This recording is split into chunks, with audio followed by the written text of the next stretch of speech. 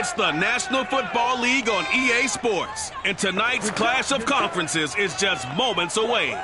It's the Ravens and the Panthers, and it's coming up next on Madden Football.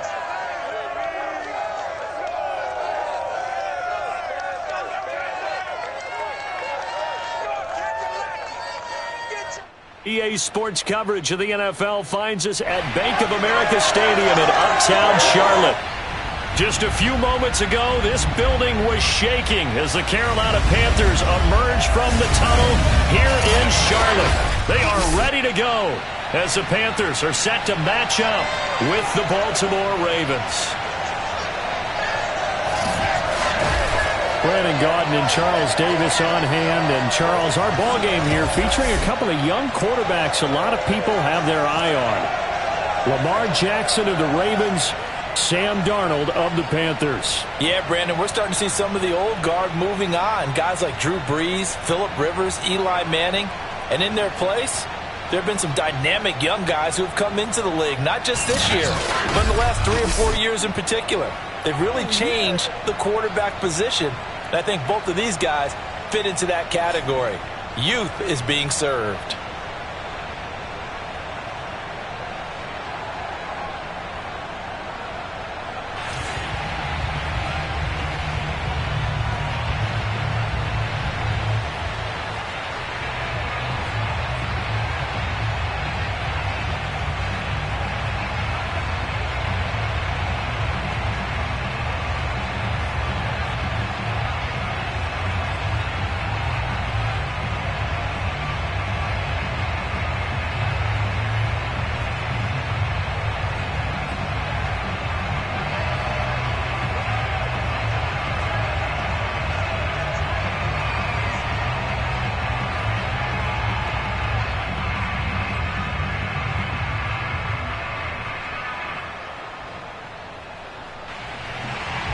The Panther kicker Zane Gonzalez has us ready to go, and we are underway here from Bank of America Stadium. Devin Duvernay now returning from the end zone. And in hindsight, probably should have taken a knee as he only gets this out to the 16-yard line. The number 8, Lamar Jackson, trotting onto the field at quarterback, ready to lead this Ravens offense. Early part of his career, defenses really had to focus on his running ability, and they still do. But now, he's turned himself into a true dual-threat quarterback. When he plants his cleats in the ground and turns it loose, good things happen downfield.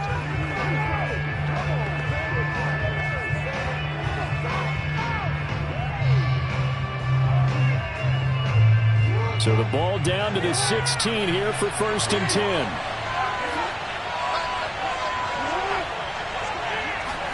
Now Jackson taps this forward, jet sweep. They'll get him to the ground at the 20 following a pickup of 4. A nice play design there with the touch pass. Looked good at the start, but bottom line, the defense was ready. And they did a nice job scouting, didn't they? Not just scouting, but now executing once they saw the play for real after having worked on it all week in practice. They drilled on the play, then they drilled him. The ball resting on the 20. Here's 2nd and 6. Play action. Now Jackson.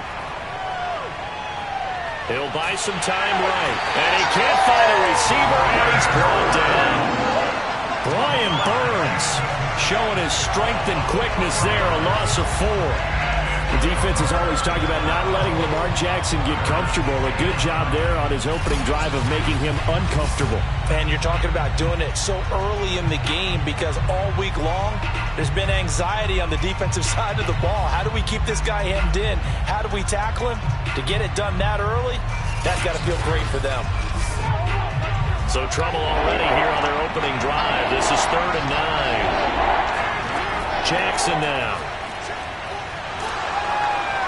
Under pressure, they got him again. Brian Burns, his 2nd sack of the night. What a great job getting pressure here on the first drive. 3 plays and already 2 sacks. And that pressure has been intense right from the beginning. And I'm telling you, if they don't make an adjustment in play calling and protection, it'll go from intense to relentless.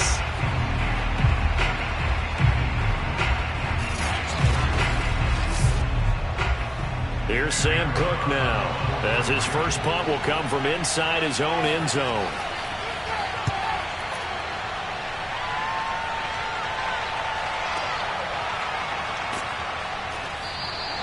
A big kick there. We'll call it 56 yards on the punt. And the Panthers will take over now, 1st and 10. So here now are the Panthers for their first drive of the game.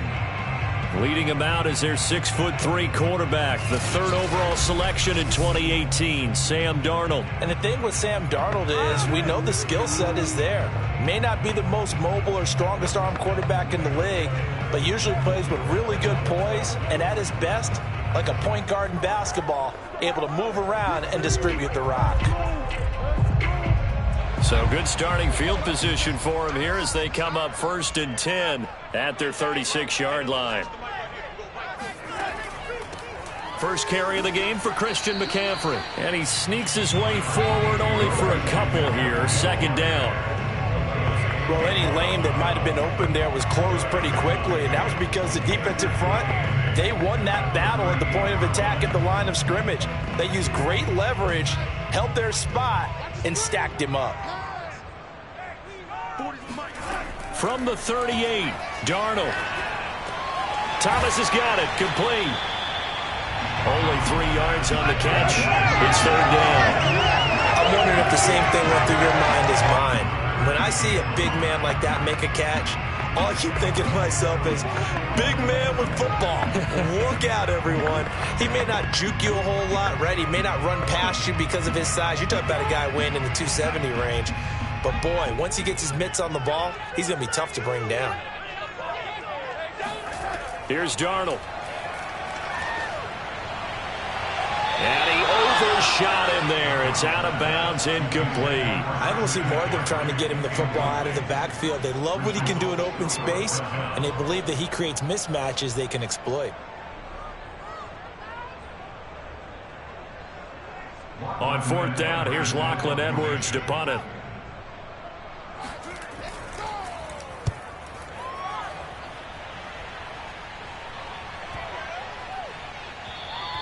And that one hits a little too close to the goal line, and it continues into the end zone for a touchback. Baltimore set to take over here for their 2nd possession of the game. The crowd may be losing just a little bit of the edge after back-to-back punts. They want some big plays. They want to see some offense. They want to see somebody break away, whether it's through the air or on the ground. Now it'll be interesting to see where the patience is on both sides. Each head coach, can you hang in there and not try and force something that could put your team in some jeopardy? Jackson and the Ravens come up now 1st and 10 at the 20. Off the bootleg, Jackson. Slings it to Andrews, and it's complete. The tight end has it. Not much there, only a yard. I think defensively you're okay with that. Here in the first quarter, he's going to get some catches, but they rallied to him quickly. And that's what you count on, and I like what you just said. First quarter, can you do it all game long? They catch it, you tackle them, they go down on the spot. Because when you're able to do that and you don't give up big chunks of yardage after the catch, now you put the offense in a position where every series they have to work hard to pick up first downs, and you tend to stall them out when you do that. Only a yard on the pickup, and now they've got a 3rd down and 8. Well, every now and then we have to let a cliche fly, partner. And in this case, what do they say in the NFL? Your best ability is often your availability. And this is an extremely durable kid coming out of Ohio State. Carried the ball every time they even thought about running it. Wore down defenses and able to break big runs late in games. J.K. Dobbins going to Baltimore, an absolute perfect fit. And they will stop him short. They get him to the ground at the 27, no first down.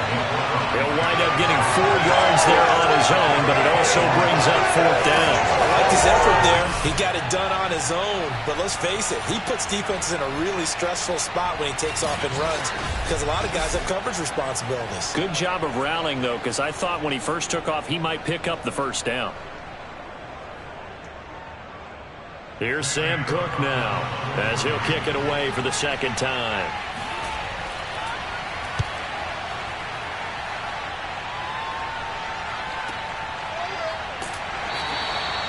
Great coverage there, holds him to a 2-yard return following a 50-yard punt.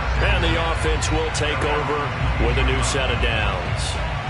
The Panthers coming back out onto the field for their 2nd drive. And they'll certainly be trying to do better than that first drive where they went 3 and out.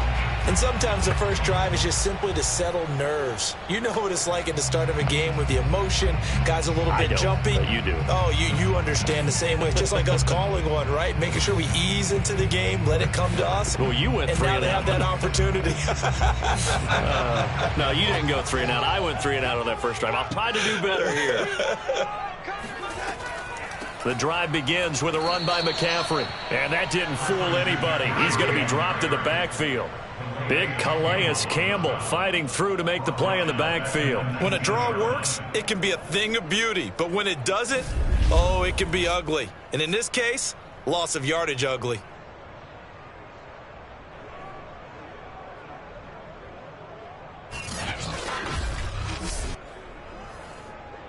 So now they have to contend with 2nd and 13 after the first down run goes backwards. Here's Darnold. Over the middle, complete. It's Thomas. And he'll be taken down, but not before they work it across midfield.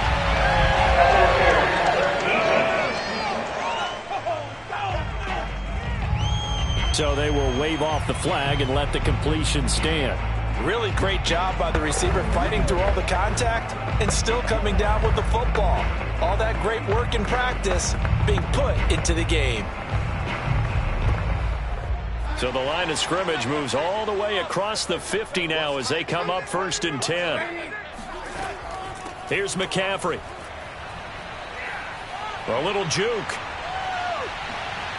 And they'll wind up getting this one all the way down inside the 20. A big play there out of the running game. Well, Christian McCaffrey is as tough to bring down as they come at the running back position, and he proved it right there. Yeah, and this could be a sign of what this defense is in for because, you know, all week long the coaches were preaching to the defense, you've got to be able to wrap up against a back like him or he can make you pay. Technique, technique, technique. And the next-gen stats shows us the tale of how much yardage he was able to pick up after the initial contact. No score after 1 on EA Sports. Second quarter now from Charlotte, and it's the Panthers with the football as they've got it with a 1st and 10.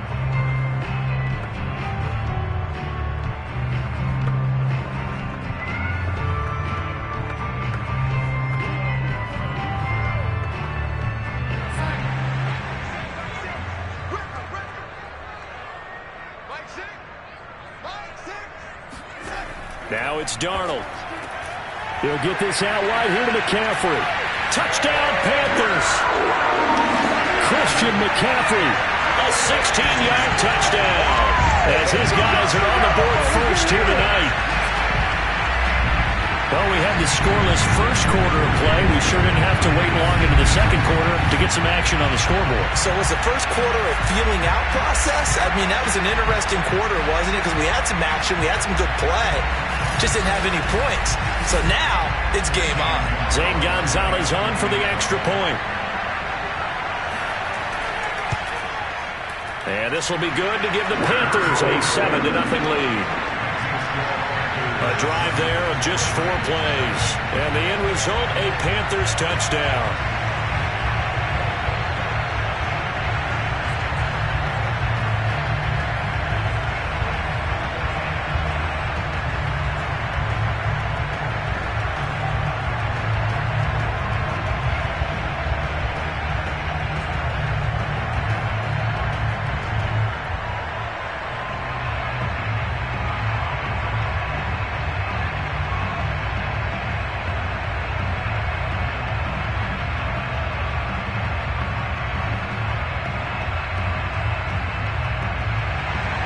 Now after the touchdown, here's Gonzalez on to kick it away.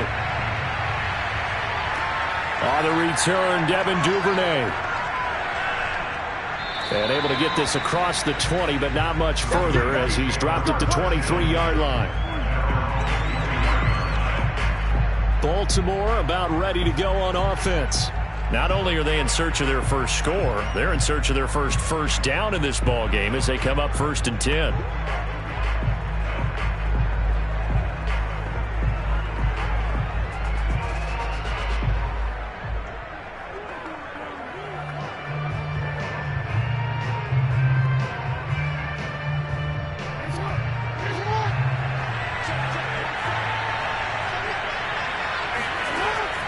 They'll start on the ground with Dobbins. And he is met at the line of scrimmage, and he goes down right there. No gain on the play there, second down. Defensively, we always know that he is tough at run support, and I think the way that he gets there is he understands what an offense is going to do before the ball's even snapped. A great job of scouting prior to the game, then reading, reacting, and taking the right path to the ball carrier. On second down, here's the option. Shrugs him off. And a nice run past the 30-yard line there. That'll leave them with a 3rd and 2 coming up. They got 8 yards there. A little do-it-yourself run right there and a nice gain. And I like that he knew that that was about all he was going to get. So he did a nice job of protecting himself, took care of the football, took what the defense gave him. If they continue to allow him to do that, they'll find a way taking what they can all the way to the end zone. And they'll try and run the option to pick it up. And they'll get it up just short of the 45 at the 44. Well, I tell you, there is no antidote for speed, even at the quarterback position, as he keeps it himself and turns it into good yardage. And it still takes time for a defender to react, even as quarterbacks carry the ball more and more in today's NFL. They're still a little bit in disbelief and realize, oh my goodness, he's running with the ball. He may be 8, 10, 12 yards downfield at that point.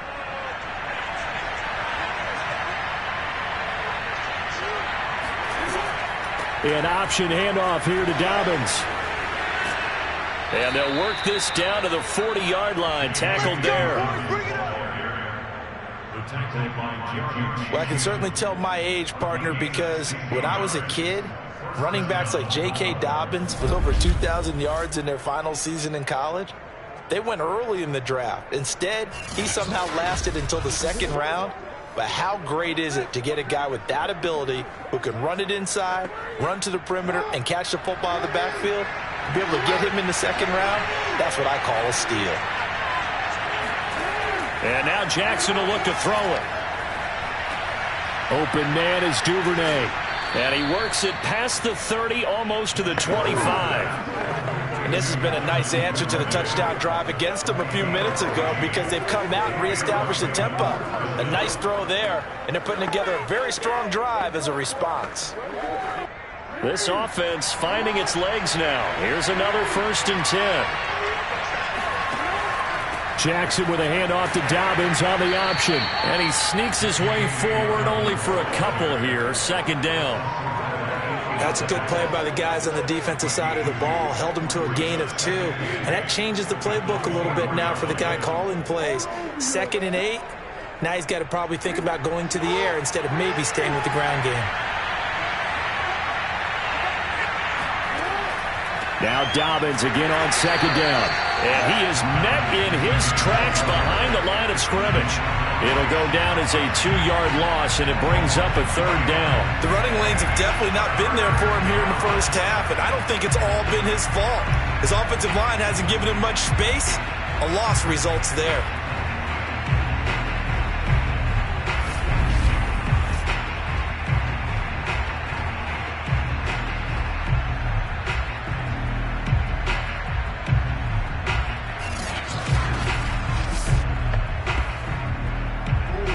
On 3rd down, just 1 for 3 thus far. This is 3rd and 9. From the gun, it's Jackson. Eluding the pressure right. And he will slide to a stop. He does have the 1st down. 2 minutes on the clock, 2nd quarter, 7-0 ball game.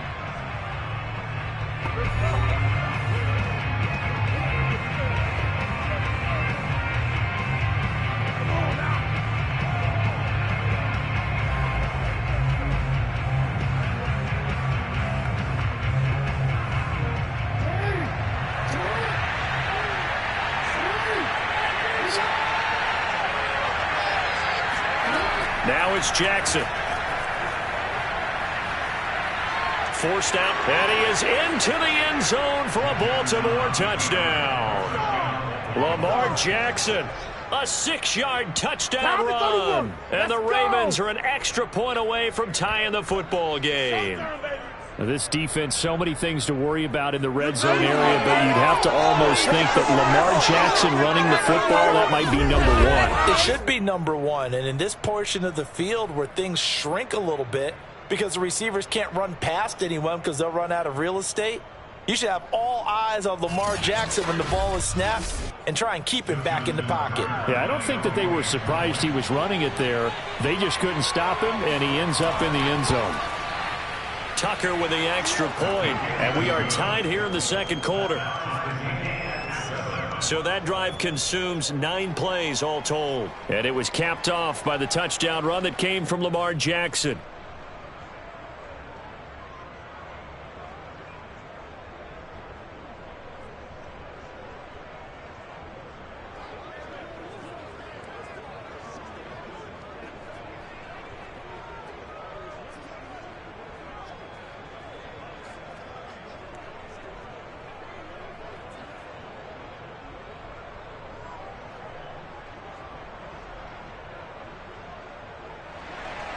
So all even at 7 now as they kick it away. Abdullah's going to stay put, and the drive will start at the 25. Here's the Carolina offense as they get ready to take over here. And they had to wait a long time to get the football back. Probably not what you were hoping for when you got an offense that's humming. Agreed. What you were looking for is the defense get the ball back pretty quickly, right? Hoping for a 3 and out. So that didn't happen. You can't yell at your D for that. They've got to take care of their own business and reestablish themselves now that they're back on the field.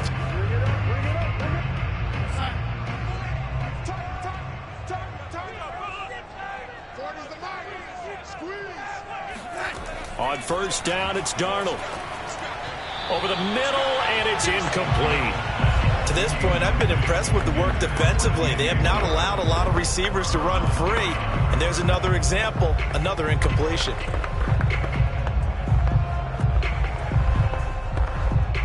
Here's 2nd and 10.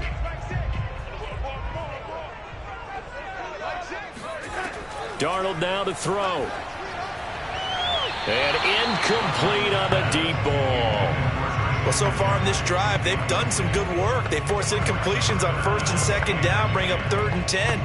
That brings up the big question. Do they bring pressure or do they play coverage on this down? So back-to-back incompletions, and that has them staring at a 3rd and 10. Darnold will hand off to McCaffrey. And he won't be close to a first down as he runs into a wall right around the line of scrimmage. Now the Ravens going to use one of their timeouts as they'll head to the sideline and talk over what to do next.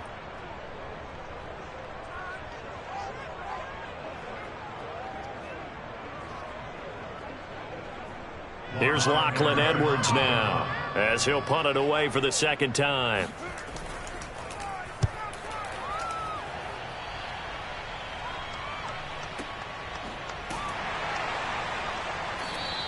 A big kick that time, 52 yards. And the Ravens, they'll take over. And Baltimore's offense set for this next possession. And it's a unit last drive that did it all on the ground, Charles. And they controlled it from the interior. Big on big, right? Offensive lineman versus defensive lineman. But you know, in order to keep the football moving downfield, other people have to get involved as well. Your wide receivers, your tight ends, lead runners, anything that you have possible to get in front and keep the ball moving. And now the defense may be looking out for a pass coming up. Now Jackson on first down. And that one drops down, incomplete. Good coverage there, forced the ball free, and it's 2nd down. My first thought is surprise because that's one of the better tight ends around, and I've seen him pull in balls like this before. But how about a little credit to the defense forcing that incompletion? After the incomplete pass, here now is 2nd and 10. Here's Jackson to throw. And this is going to be incomplete. They have to like what they've done defensively here at the outset of this drive. They forced a couple of incomplete passes, bring up a 3rd and 10. Don't be surprised to bring a little pressure on this snap. Now they face a 3rd and 10 after back-to-back incompletions.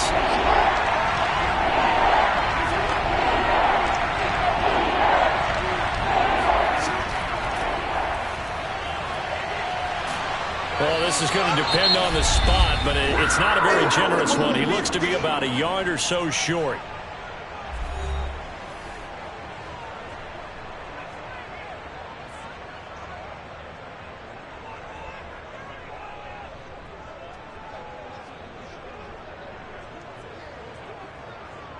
Here's Sam Cook now as he's on to punt for Baltimore. He's been a busy man here in this first half as he gets it away. Here comes Erickson. It's a 54-yard punt with a return of 11. And out will come the offense as they take over. The Panthers about ready to take over.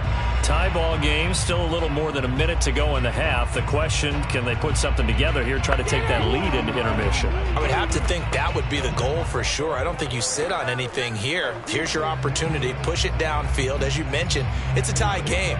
So minus a disaster on your part, you've got that in your back pocket. Go ahead and try and get some points and feel great going into the half.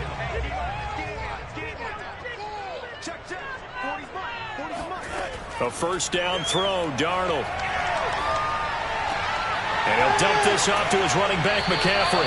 And he's taken down, but able to slip across the 35. And this was a nice example of an offensive coordinator scheming his guy open. Just a little underneath route, just trying to free up some space.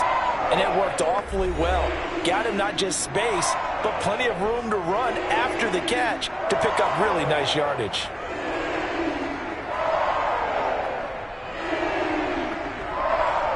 So here's a 1st and 10 at the 38. Darnold from the gun. Oh, that's into a double team, and it's intercepted. Picked off by Marlon Humphrey. And they will be set up now as he brings this thing all the way back inside the 20.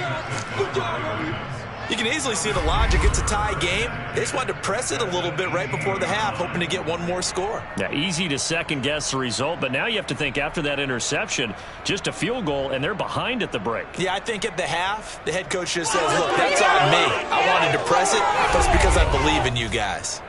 The Raven offense going to take over late in this first half. They were forced to punt last time. Now, I doubt sincerely that they'll have to punt here because they're gifted with terrific field position. I don't even want to think about the idea that they would end up punting starting with this type of field position. Neither do they.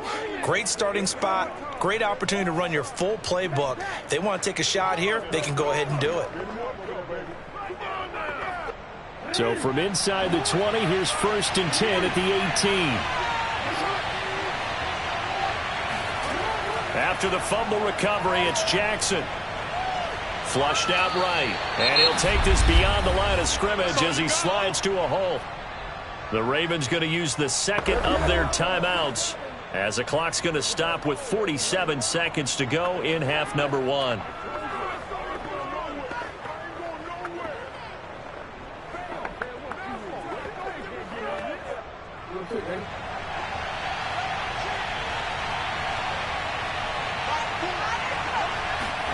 From the 16, Jackson has got his man. It's Andrews. I like how they work the tight end on a nice little under route there. And if you're going to give him that much space, he's not even going to catch the football. He's going to run away from you a little bit, and that's exactly what he just did there, picking up extra yardage.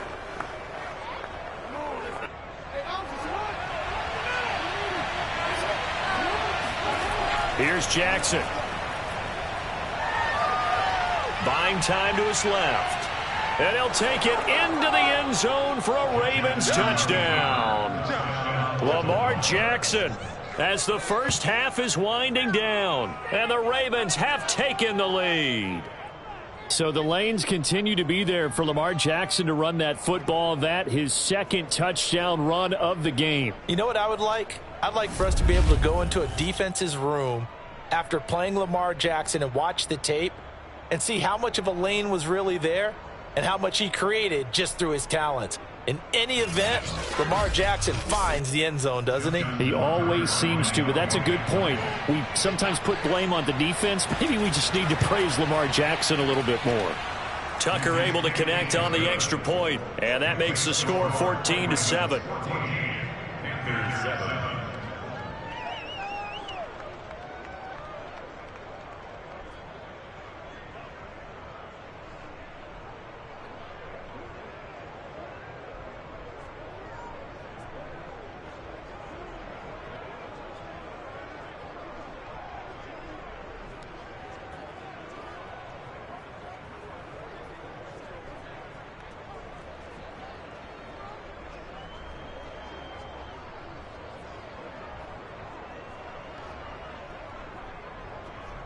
So not much time to speak of remaining in this first half as the kick's away. On the return, here comes Amir Abdullah. And he's up past the 20 to the 22-yard line.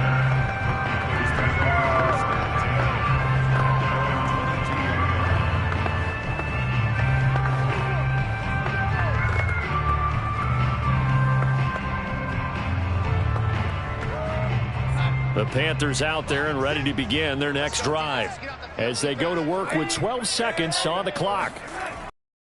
They're just going to run it here up the middle, and he'll just push his way forward for a run. Calais Campbell on the stop. So we have reached halftime with a touchdown. That's the difference on the scoreboard. As we'll send you down the coast now to Orlando, that's where we find Jonathan Coachman, ready with our EA Sports Halftime Report. Coach. Okay, right, Brandon. Thanks very much. And welcome in, everyone, to this slimmed-down version of the EA Sports Halftime Report. First, let's get a check on the next-gen stats from that first half for the Ravens. And they've had some success on the ground. And with the lead going into the second half, they'll no doubt be looking to keep it going. Meanwhile, for the Panthers, they did not have the same kind of success on the ground. They struggled to get the run game going to this point, as you see there. Okay, Coach, thanks as always. This one's still anyone's game as we welcome you back for quarter number 3.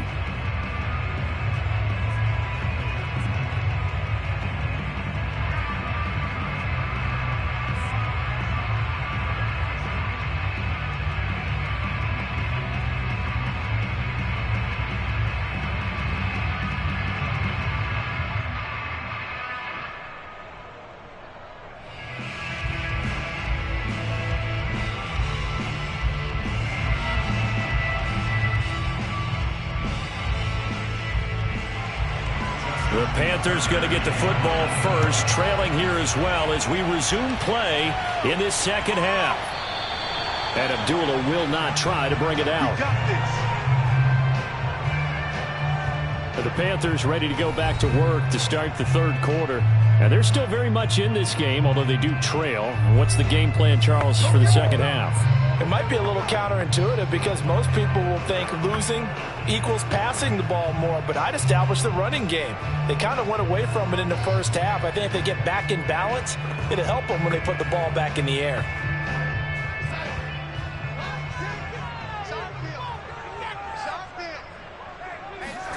On 1st and 10, Darnold. Flush to his right. And he can't find anywhere to go with it. And he goes down. Tyus Bowser, the outside linebacker, coming up to drop him for a loss of a full 10 yards. When you see a quarterback retreating away from the line of scrimmage toward the other goal line like that, usually doesn't end well. You're exactly right about that. Normally, if they're moving from side to side, they've got a chance maybe to get back upfield. He was trying to shake defenders and extend the play, but it doesn't work out very well for them at all. You need those extra yards on the other side of the line of scrimmage. Now you're digging a hole for your offense. Another try after the first down sack. Darnold, he's going to look deep for more, and that will be incomplete. Trying to dial up the long way out there, but it'll be third down. I'm sure this isn't a novel thought, but maybe run some simpler routes instead of trying to get it all back in one shot. Defense certainly appears to be ready for them. Try and get it back little by little instead of in big chunks. Now on 3rd and long, they'll look to throw. Looking long for Thomas. And got his man complete. And they work this well upfield across the 45. A big connection on that one. 34 yards. And that one hurts defensively. They force him into 3rd and long, have the advantage, yet they give up the big play right there. Yeah, their offense was already warming up on the sideline, ready to come out. So much for that 3 and out.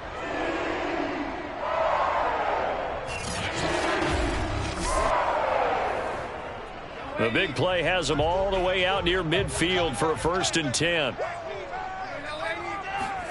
Darnold.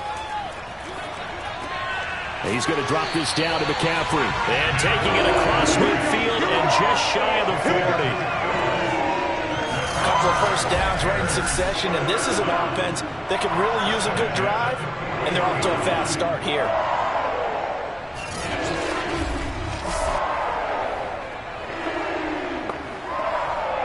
So in Raven territory now. Here's a 1st and 10 at the 41. To throw is Darnold. To the right side and complete to Thomas. They'll contain him to just 4. 2nd down. It's vitally important to wrap him up immediately, because if you let that big guy get ahead of steam up, boy, then you've got real trouble trying to get him down. But they're able to hold him to a short gain on 1st down. From the 37, they work on 2nd and 6.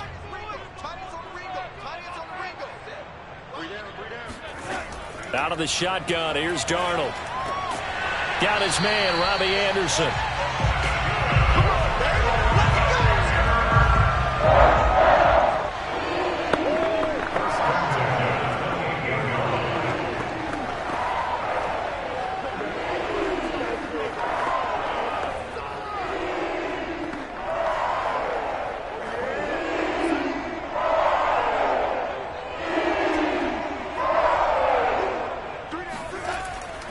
On 1st down, this is McCaffrey. And they'll bring him down at the 18-yard line. 44 yards on the ground for him so far. Now, that was an excellent run. And when you see that happen, that's when you're seeing guys doing their job and then some people doing a little bit more. Offensive linemen and tight ends, they're expected to block. But the wide receivers, all they want to do is catch passes. So when they block on a big-time running play and create extra space, you've kind of hit the jackpot there. On 2nd and inches, Darnold. And he's got the hook up to Moore. And all the way down inside the 5 to the 4. It's taken a while for this offense to get going. A little creaky at the start, but they're oiled up now. A nice throw there, and they're really putting together a good drive.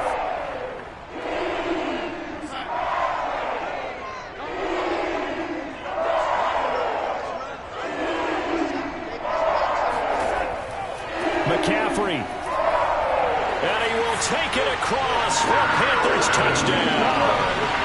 Christian McCaffrey. His 2nd touchdown of the night. And the Panthers are now an extra point away from tying up this game. So it was the passing game that got him down here, but closer to the goal line, it's the running game that gets him home. Certainly appears that they lulled the defense into thinking that the passing game was going to be it the entire drive. Nice change up there going to the running game to get them over the goal line.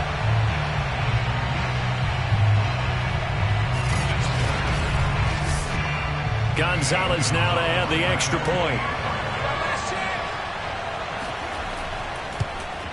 And we've got a good one brewing. We're all knotted up at 14. A good drive that time as they go 9 plays in all. And the last play on the drive, the touchdown run from Christian McCaffrey.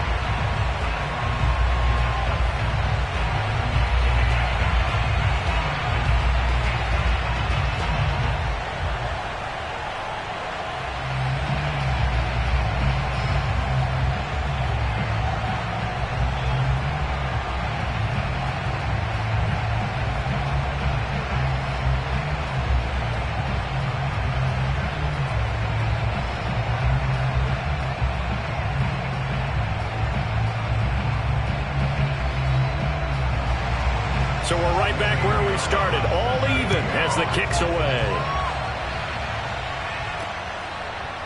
Duvernay now going to bring it out. Oh, a dangerous return man showing it here. Devin Duvernay. And he'll bring it back all the way. Touchdown, Ravens.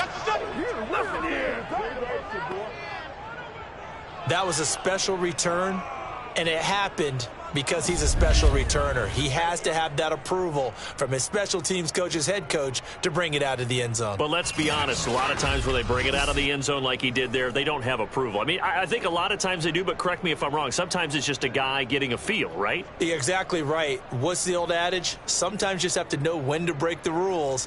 And if you do, you're taking on some responsibility. But he was happy to do so there. Now Tucker to add the PAT. It's up and good, and that'll make the score 21-14. Well, we talk a lot about explosive plays on offense. How about an explosive play on special teams? Certainly one there on the kick return for a touchdown.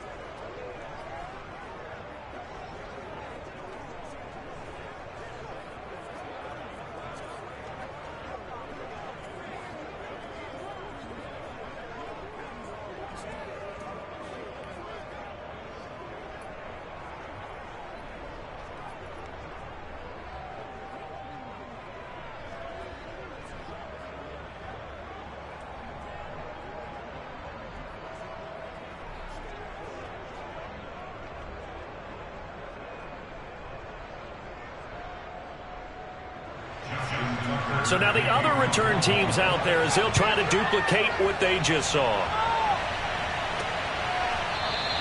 And we will not see an attempt to match that return touchdown, as this will be a touchback and bring it out to the 25. Now the Panthers offense, they get set to come back onto the field.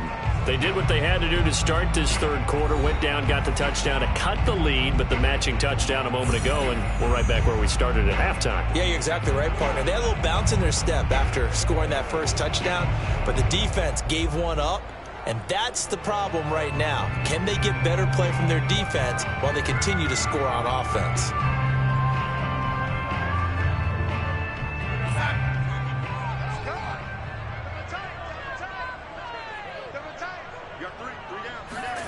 Off of play action, Darnold.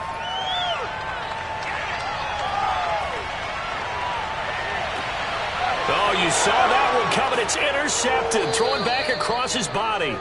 Picked off by the Pro Bowler, Marcus Peters. And the Ravens are going to take over a couple of yards shy of midfield. First possession of the third quarter, an interception, so maybe a second-half tone setter. Indeed, and not the tone they wanted to set. That's the equivalent of running out the wrong door and running into your pool instead of running out onto the field. A real dud for that one. Has that happened to you before? No, but I've heard stories about teams actually doing that back in the good old days.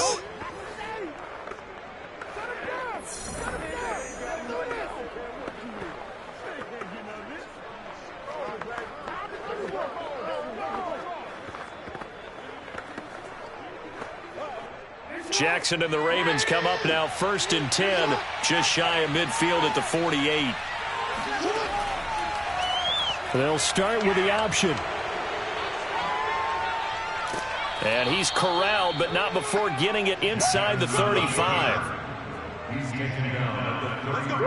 It looked like almost some miscommunication defensively, because once he decided to keep it, he had pretty smooth sailing. Yeah, it became a question of, wait a minute, who's got the quarterback? And when you talk about miscommunication, it's supposed to be called assignment football on the defensive side of the ball, but the assignment gets mixed up. That's the end result. So they'll come up 1st and 10 now from the 33. Jackson running again. 1st down and more for Jackson. And he's going to get it down to the 14-yard line. Come on, baby, let's go. Get inside. Let's go. Well, you certainly have to give a little credit here because they're playing this game now at their pace. This is ball control football, sustained runs, taking their time and making it work.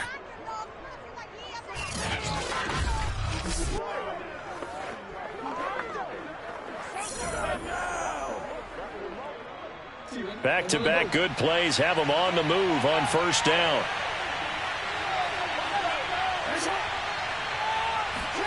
Now Jackson taps this forward jet sweep. Looking for a cutback lane, but nothing there as he's met at the line of scrimmage. That's a nice job there defensively, being able to diagnose that little touch pass. They saw it coming, converged on him before he could get much out of it. Third quarter of a tight football game as we come up on a 2nd and 10. Jackson on the give to Dobbins. And he'll get about 3 just outside the 10, stopped at the 11.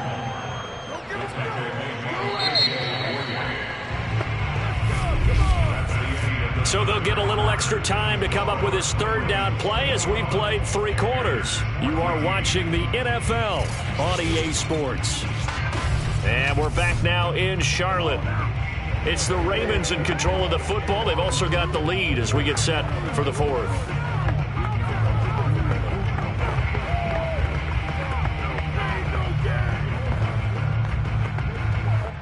The Ravens on 3rd down, 2 for 5 to this point. This is 3rd and 7. Now Jackson. And look at this. They get the turnover they needed. It's intercepted. Picked off by Stephon Gilmore. And the Panthers are right back in this football game. A critical error there in a tight game in the 4th.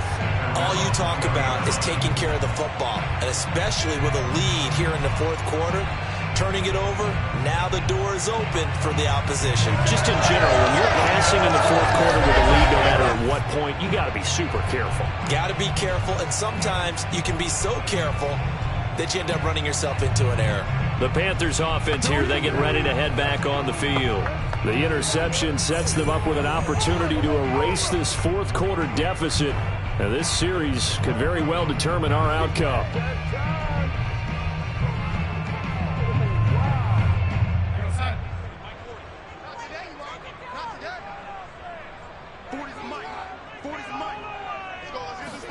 After the interception, here's Darnold. Got a man right side, it's McCaffrey.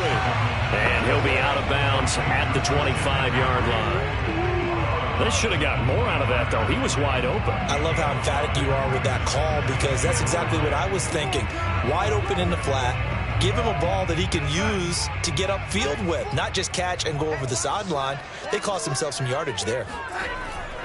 On second down, McCaffrey. And this one goes nowhere. Losing yardage back at the 22. That's a big loss of 3, and it brings up third down. There's no question that coming into this game, this defense was pretty vocal about its desire to take this running back out of his game. And all that pregame wolfing has turned into results.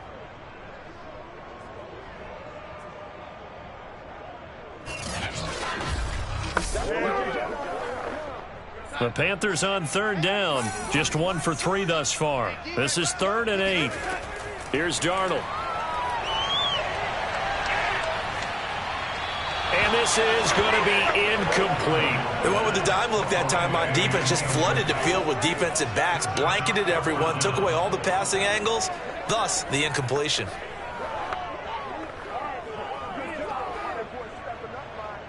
Here's Lachlan Edwards now as he's on to punt for Carolina.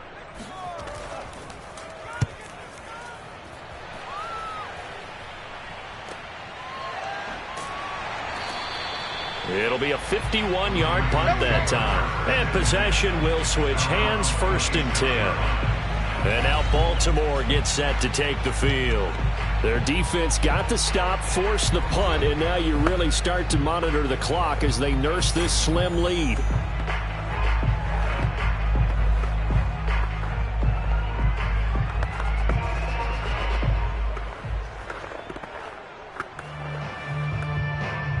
Jackson and the Ravens come up now 1st and 10 at their own 26.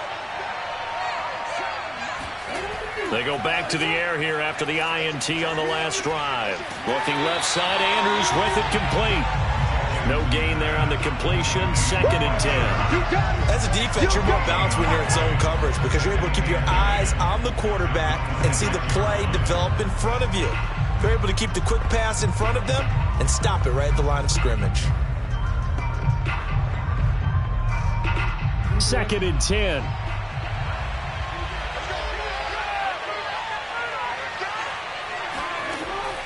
Dobbins going to take the handoff on the option. He takes this for 3 to the 29. All right, that's a decent game there, but it hasn't been his best game overall. So I wonder what the mindset is of his team. Do they want him to handle the football and try and close this game out? Or are they going to make an alternative plan and maybe go in a different direction? I think they need him, and this is his time to shine.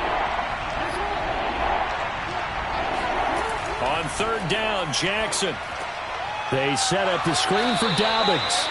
And he's going to get this to the 31, but that is still well short of what he needed. That's going to bring up 4th down, only a gain of 2 there. I hate to surrender the football when you're nursing a slim lead, but they're going to have to punt it away. Trust that defense. It's the right play at this stage of the game as well. You don't need to press it here because you do have that little bit of a cushion, and you count on your D to make it stand up. Here's Sam Cook now. He's been terrific so far.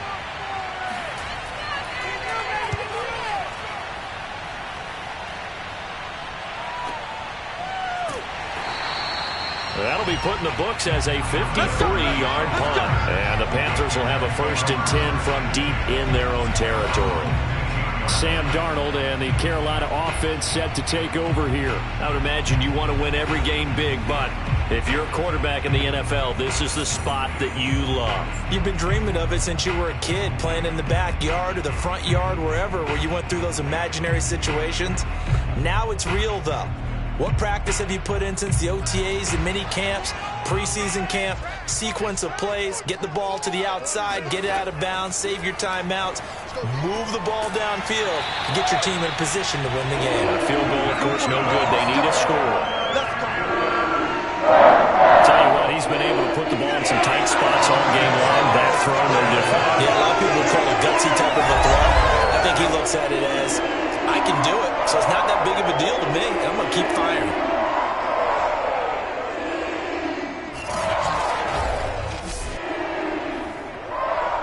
So 1st and 10 now from the 30.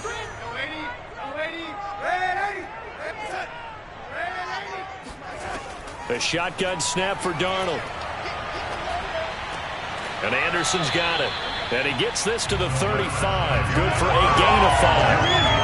One thing I think that's safe to say defensively, the tackling's been really good.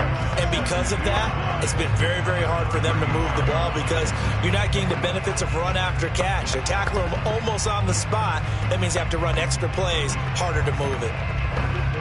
Working with 2nd and 5 now.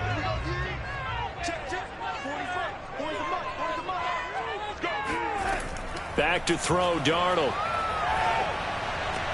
Thomas has got it, complete. And he'll be stopped right at midfield.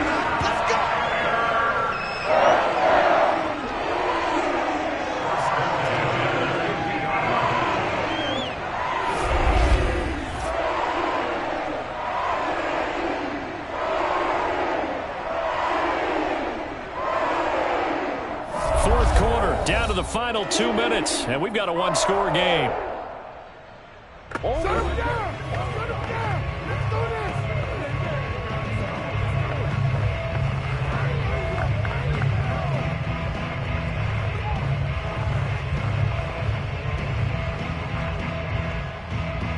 So it's Panther football as we welcome you back. They come up on a 1st and 10, desperately needing a score here on what could be their final drive. Meanwhile, Darnold's throw complete there to Thomas. 3 yards the gain there, 2nd down.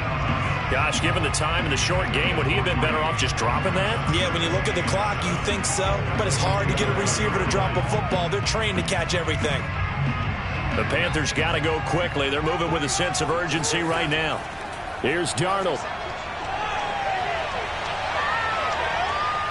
Now he'll escape to his left. And he'll slide to a halt here. Still a little shy of the 1st down marker. 6 yards there off the scramble, but it'll still leave him with a 3rd down. Partner, he was going through his progressions. Not there, not there. After about the 3rd one, he decided he better pull it down and run for it.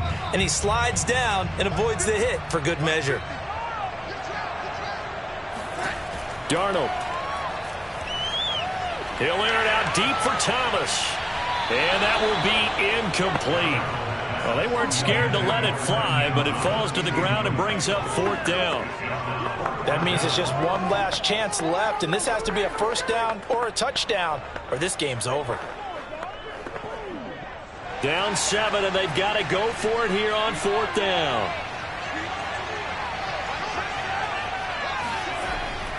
They'll run for it. McCaffrey. And I'm not sure he got there. Did they stop him? They did.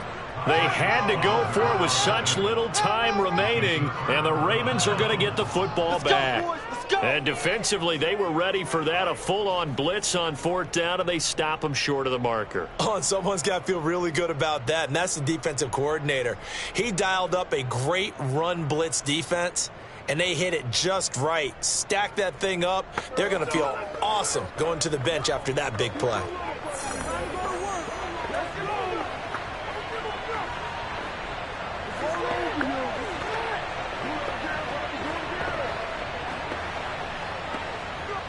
Baltimore with good starting field position as they come up 1st and 10 at the 40.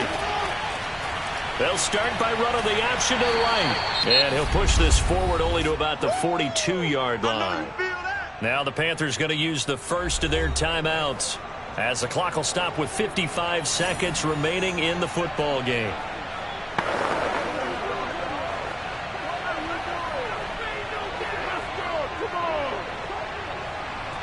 2nd and 8 coming up.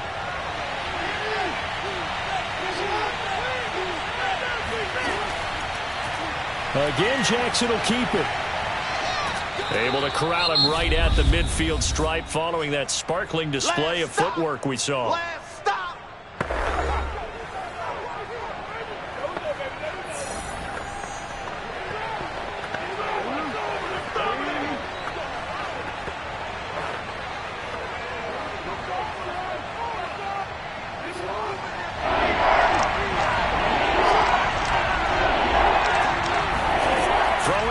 Jackson. And this is going to be hauled in by the tight end Andrews. And he is out of bounds, but not before he's inside the 30. Absolutely ideal there. Get a good size play, get out of bounds. Well, you saw the coaching there. That is taught and it is emphasized. Get out of bounds, understand your situation, as well as just understanding the game.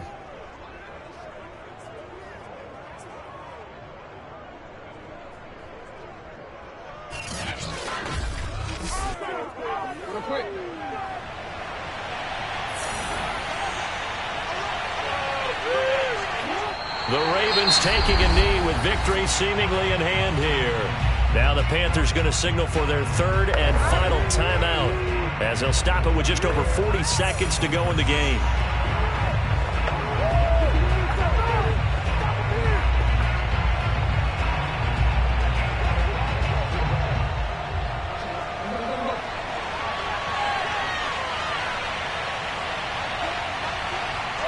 The Ravens taking a knee with victory seemingly in hand here. Yeah, it's fun to kneel down in front of your home crowd, but when you go on the road, that band of brothers attitude, right, just us against the world, and get it done, how happy are they? I remember a coach at a previous stop telling me, you get a win on the road, doesn't matter the opponent, get out of there like you stole something, and they did in this one. Down to a knee goes Jackson, and that should seal it.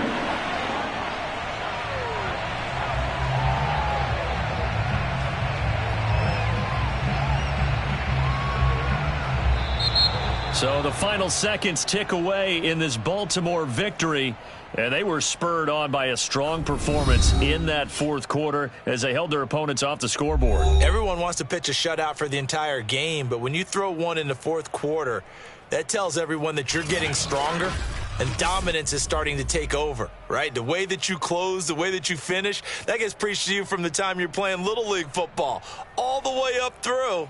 And they closed them out with a big-time performance down the stretch.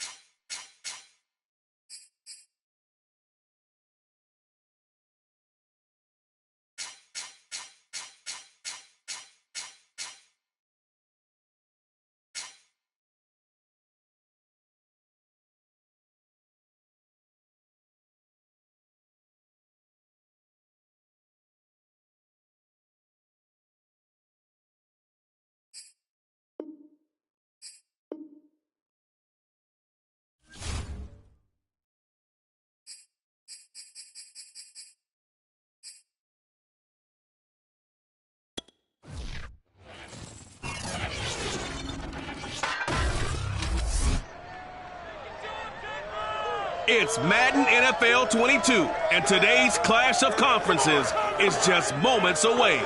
It's the football team and the Broncos, and it's coming up next.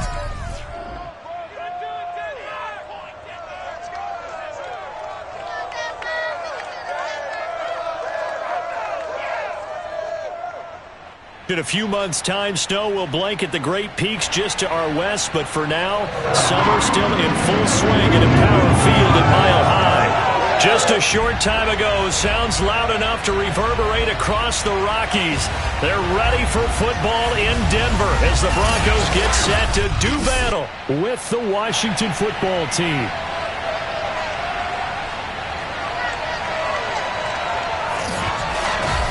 As always, with Charles Davis, I'm Brandon Gaudin, and CD, our two quarterbacks in this one, both in new situations here in 2021. Ryan Fitzpatrick of Washington, Teddy Bridgewater of the Broncos. And Brandon, I think for most of us, change can be a little bit scary, a little bit unsettling, but I think for both of these guys, change is going to be a good thing. They get a fresh start, clear out some of the negative thoughts, just go out, play football again. New situations, new opportunities.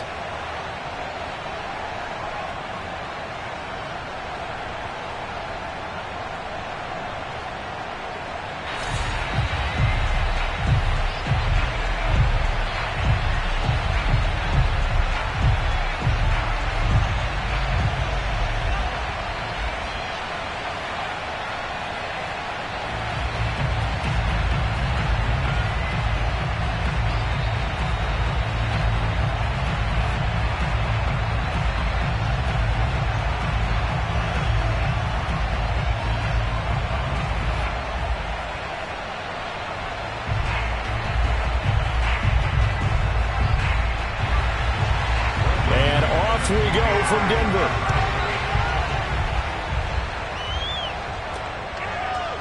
DeAndre Carter now from his end zone.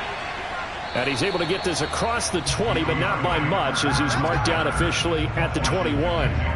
So out comes the Washington offense onto the field. They'll be led by their veteran quarterback. He's been in the league for a while, since 2005, Ryan Fitzpatrick. And I think by now, we know what we're going to get with Ryan Fitzpatrick. Veteran savvy, a ton of know-how, and the enthusiasm for playing and teaching the game, almost second to none. But he also has a bit of a tendency to be a loose cannon with the football. Oftentimes that works out. Sometimes it costs his team, but never a dull moment when he's on the field.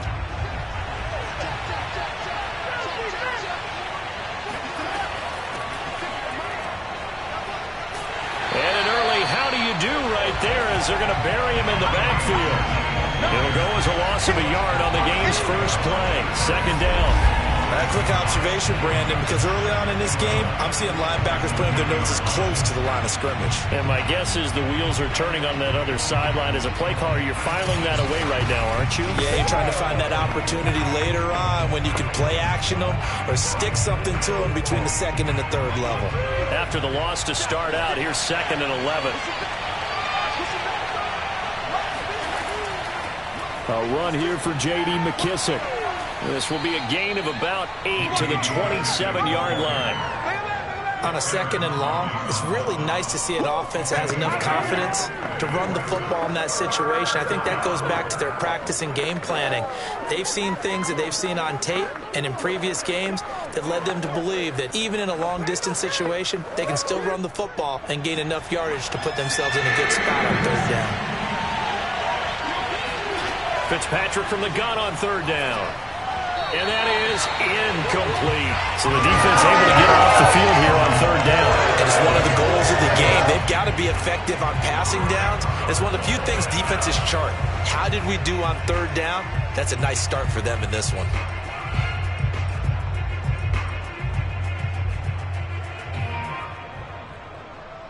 So on 4th down, Washington going to call on Tress Way to punt it away. But Denver has Deontay Spencer deep to return. Taking it about the 16. We'll call that a punt of 54 yards. Well struck. And the Broncos take over. 1st down and 10. So out comes this offense to take over for the first time. And they'll be led out by their quarterback, the former Louisville Cardinal, Teddy Bridgewater. A Pro Bowl quarterback early in his career in Minnesota before a horrific knee injury slowed down his progress. He's a more than capable quarterback and makes the most of his opportunities when he's a starter in the NFL.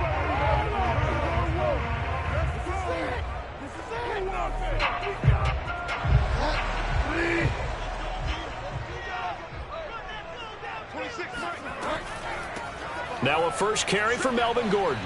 Nifty move by Gordon, and he'll be corralled right around the 34. Well, there's plenty of real estate for him to maneuver on that run, and let's face it, this shouldn't be a surprise. He's one of the better backs in the league. Had to come into this game with the idea, slow him down, otherwise it's going to be a long afternoon.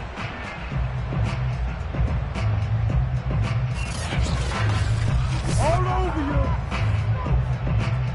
From the 34 now, here's 1st and 10. Mike 52, Mike 52. They go play action. Bridgewater. Open man, that's Noah Fant, the tight end. Yeah, he will go out right near the 35-yard line. It's a big play there for the Broncos. They lulled them to sleep there, so to speak. That was all set up by the running game, wasn't it? Another example of what all offensive coordinators tell us. When the running game's operating, it really opens up the playbook, and that's when they hit them with the play action. And you can see the defenders rushing towards the line of scrimmage, then scrambling back trying to cover. Couldn't get there in time. Well scripted. They had the big running play, now the big passing play.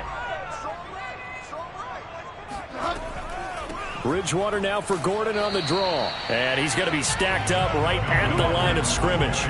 Nothing there for him. 2nd down. No luck whatsoever there on the draw. Yeah, they're supposed to use their aggressiveness against them. That was the hope. But maybe they had too big of a meal last night. A half step slow, and he ends up running right into the meat of the defense.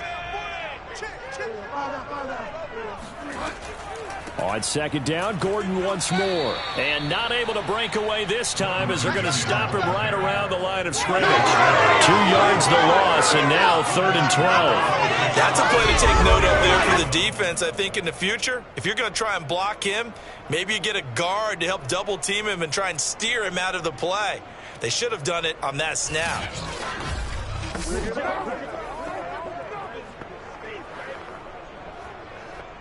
An extra man here in the secondary for Washington on 3rd down. Now Bridgewater. Completes it to Fant on the right side. And he gets us down inside the 35 before going out of bounds. They stop him for only 3 that time, and that'll bring up 4th down.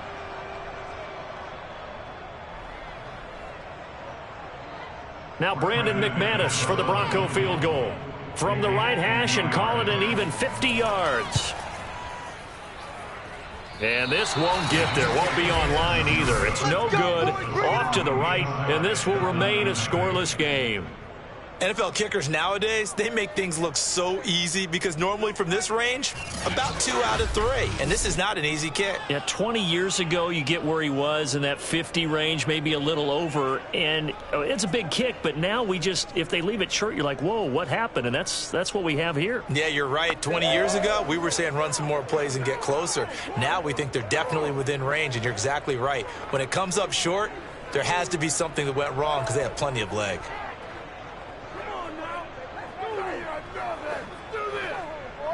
They try the 50-yarder and miss it, and now this offense has it 1st and 10 at the 40. Fitzpatrick to throw it. That's complete. Terry McLaurin with it. And they've got it well across midfield down to the 40 before it's all said and done. That was a nicely run slant route, and what the receiver's trying to do is make the defender think he's going upfield for a deeper route, and then breaks it off, usually after about 3 to 4 steps, and cuts towards the middle of the field. And now what he's trying to do is use his body to keep the defender away from the football and give the quarterback a really nice target. From their own 40 to the other 40. The gain of 20 leads to 1st and 10. Fitzpatrick going to give to Gibson. And he'll manage to pick up about 4. It's 2nd down. Well, on every play call, you realize it's not going to go for a touchdown. So a lot of your calls are setting things up for maybe later in the game, trying to establish the inside run with toughness now, hopefully get to the perimeter later. And let's face it, you could do worse than a 4-yard run on 1st down. On 2nd down, here's Gibson again. And he'll be upended at the 33 following a gain of 3. And guess what? It brings up 3rd down. Typically, we think it's the strong safeties that are better tacklers, especially closer to the line of scrimmage amidst traffic. But in this case, how about the free safety coming up and making the big-time play?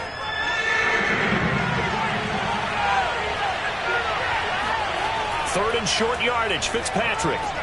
And he finds McLaurin. And he's able to pick up the first down here before he goes down at the 26. As you know, so many things in the passing game are based on yardage. Sometimes it's just based on timing. And that's what we saw right there on that play. 3rd and 3. Just get the ball right to the receiver. It was the hitch route. Tell us, what is the hitch route? Yeah, just take really one step like you're driving off the line of scrimmage, get the defensive back on his heels, get the ball out to the receiver, and he does the rest.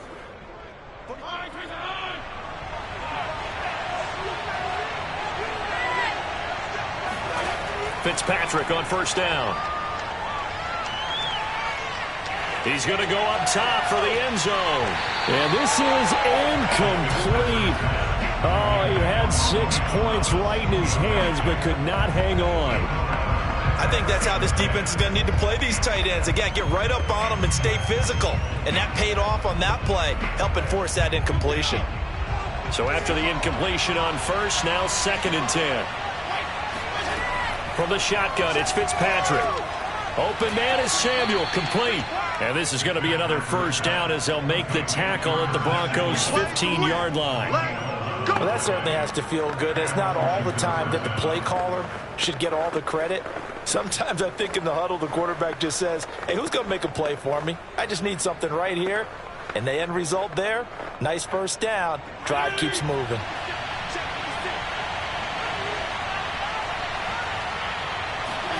From the red zone now, Fitzpatrick. Steps away to his left. And he slides to a halt inside the 10. We're scoreless after 1.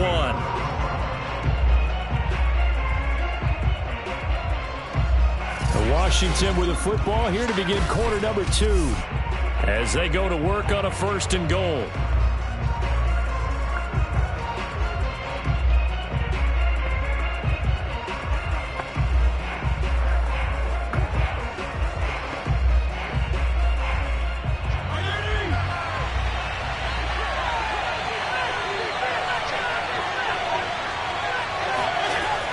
McKissick, and he is into the end zone for a Washington touchdown. J.D. McKissick taking it in from 2 yards out as his guys are first onto the scoreboard here this afternoon. People always talk about one of his biggest strengths running the football, vision, and he found the spot there, went into the end zone. You're exactly right about that, and it wasn't just the vision, right? Once he saw the gap, decisiveness, made up his mind, and about the power to finish the play. Not only did he get good blocking, he created his own space as well. Now the extra point try forthcoming. It's good, and Washington will take a 7-0 lead. So that drive goes 8 plays, and it's culminated by a 2-yard touchdown run.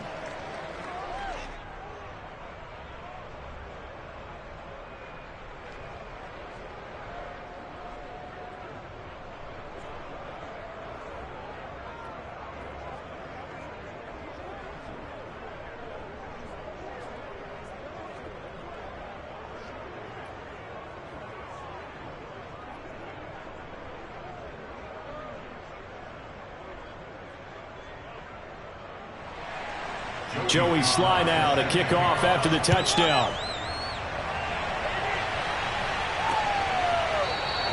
They will start at the 25 as Spencer elects not to return this. So now the second drive offensively coming up for the Denver Broncos. Last time out, they had that long 50-plus yard field goal that they missed. And I'm sure on their sideline they're thinking to themselves, okay, do we still want to try one if we're in that position again? And I would dare say that the answer would be yes. They're going to have a lot of confidence in their kicker. But just to be on the safe side, I'm sure they told their offensive guys, can we get a little bit closer this time? Get a little closer. Yeah, you know, I'd rather get in the end zone first and foremost. But if all else fails, less of a field goal attempt for him.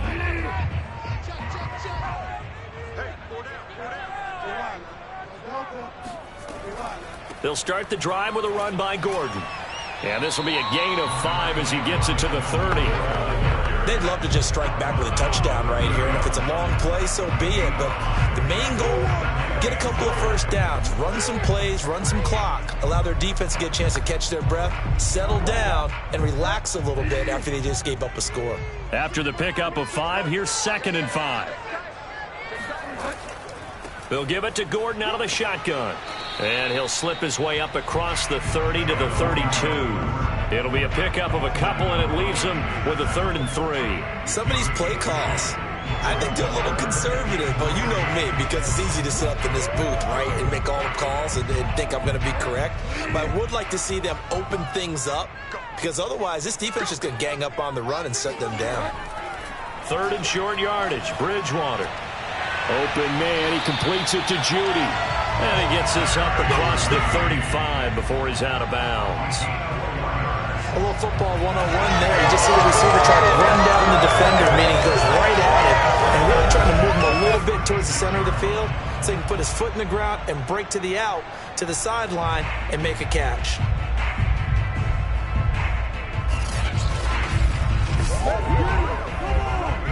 So from the 36 now, 1st and 10.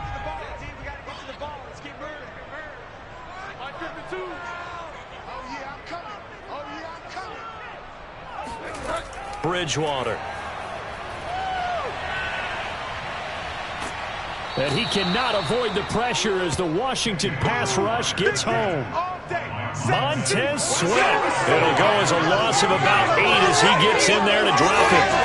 Well, they were coming out of the 4-3 defensively. Pressure coming off that right side from the DN.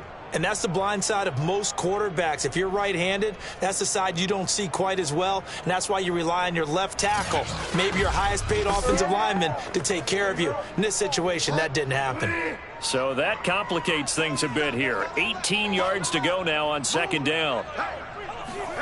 Another try after the first down sack. Bridgewater. That's going to be caught by Judy. And he'll be out of bounds across the 30-yard line.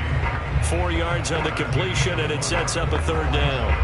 I do have to admit, I like it when it all comes together. When the top part, catching the football, right, whether you're catching it with your hands or cradling it, comes together with the legs, in this case the feet, doing a little toe tap to stay in bounds and complete the catch. And a great job by our crew on the camera shot. Love when you see the grass or on the field turf, those rubber pellets flying up. Great catch. That one good for only 6, and it leaves him with a 4th down. We can make this one pretty simple. Locked up all of his progressions downfield, forced to get it to his running back. But how about the way they ran to the football and knocked him down to force a 4th down?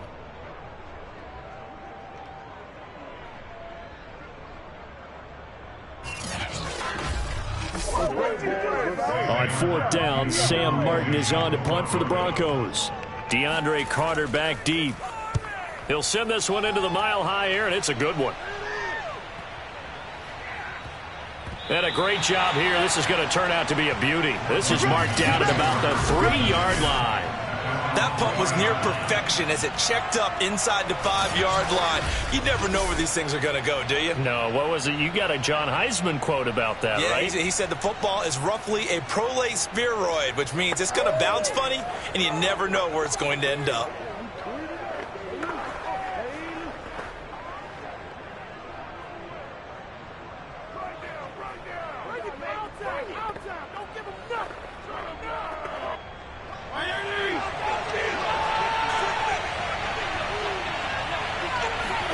A first down throw for Fitzpatrick. And he's going to be taken down to the end zone. Fitzpatrick sacked, and that's a safety. Well, I think you can go ahead and give your punter an assist on that one. Pinned him deep, and the defense comes through with 2 points. You're exactly right, partner. This was all set up by a great punt, and if the ball goes in the end zone, this never happens. So great call. Give the punt team and the punter some love.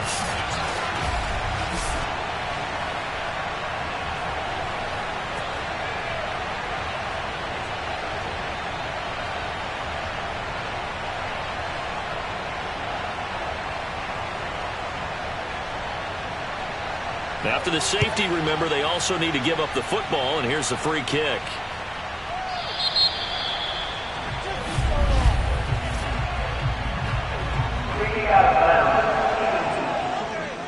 So they will accept the penalty and move forward.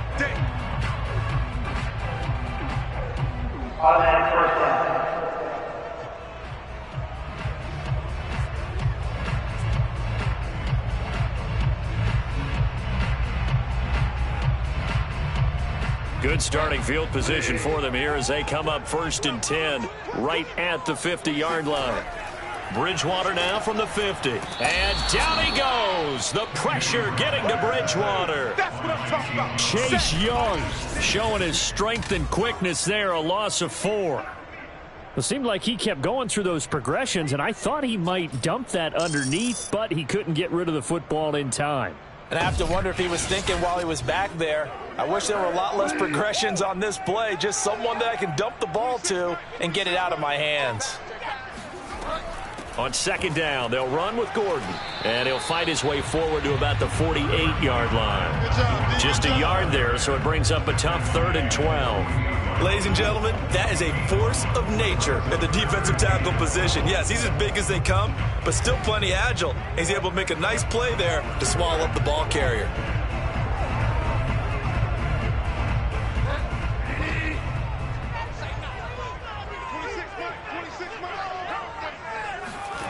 On 3rd down, Bridgewater.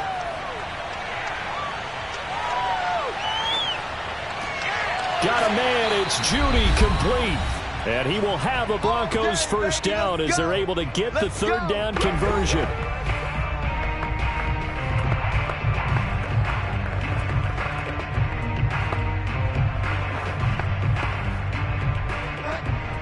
Coming up at halftime in a little less than 2 minutes, we'll send you to Orlando where Jonathan Coachman is standing by. He'll have highlights and analysis of this 1st half. And he sneaks his way forward only for a couple here. 2nd down.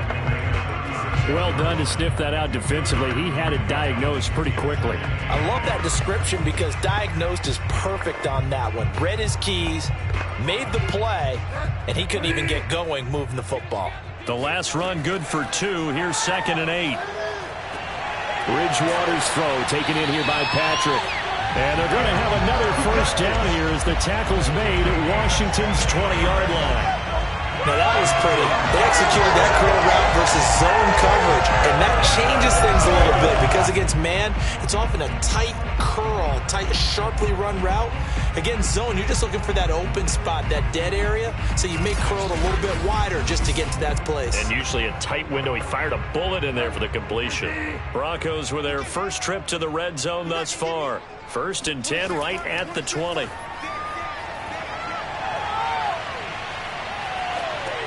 That's out to the flat for Gordon.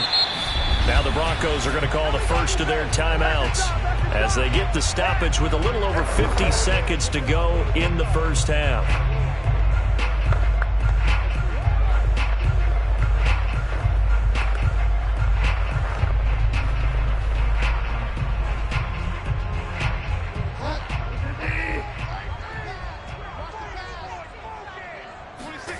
Looking to throw again on 2nd down. Bridgewater. That is caught inside the 5. Touchdown. Tim Patrick. A 16-yard touchdown. And the Broncos have taken the lead. That could be an important swing right there. Touchdown in the final minute of the half to take the lead. And I like the point you just made there. Could be an important swing because now that they have the lead, if they can carry that into the locker room at the half, they'll feel really good about what they accomplished in the first 2 quarters. On here, Brandon McManus for the point after. So he missed his lone field goal try, but he's got this one as that extends their lead. So that winds up a 7-play drive all told. And it ends with a Denver touchdown.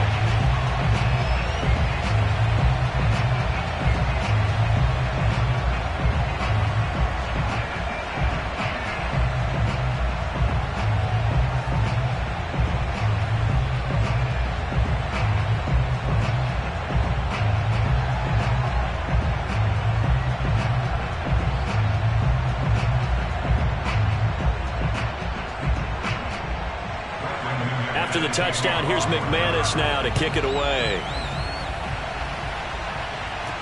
DeAndre Carter returning it. And taken down just past the 20 at about the 21-yard line. Washington going to go on offense now late in this first half. And with them trailing, there is still enough time to try to string a few plays together, maybe get into field goal range.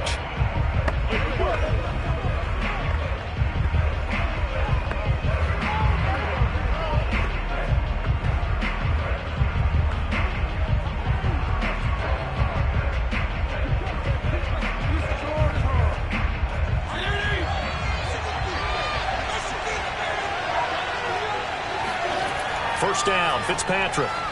And that is incomplete. A lot of times it's that first read that you have. Maybe you get it in pre-snap, and he locked in on his target, but he was covered quite well, and that one's incomplete.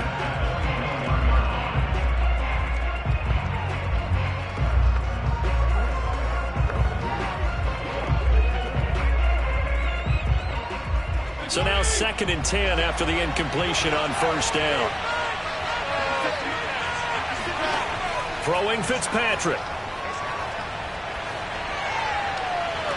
And this one taken in on the right sideline, but not in the field of play. They say it's incomplete.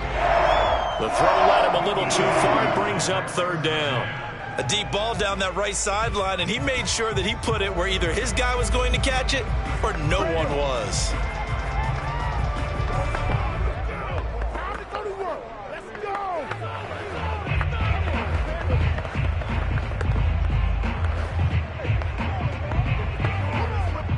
So back-to-back incompletions, and that has him staring at a 3rd and 10.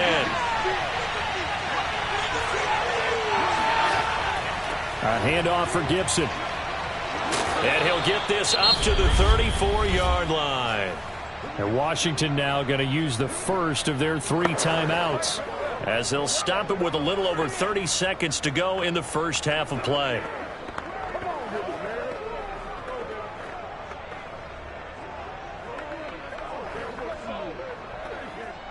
From the 34 now, here's 1st and 10.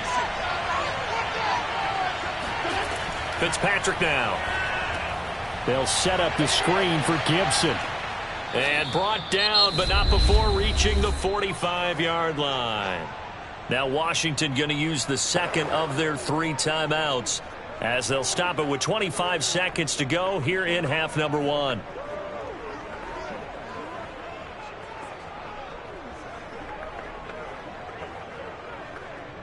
So after 2 first downs, they get another here. 1st and 10 at the 45. Here's Fitzpatrick. That's Samuel, caught left side. And he's able to get this one out closer to midfield across the 45. 3 yards the gain there, 2nd down.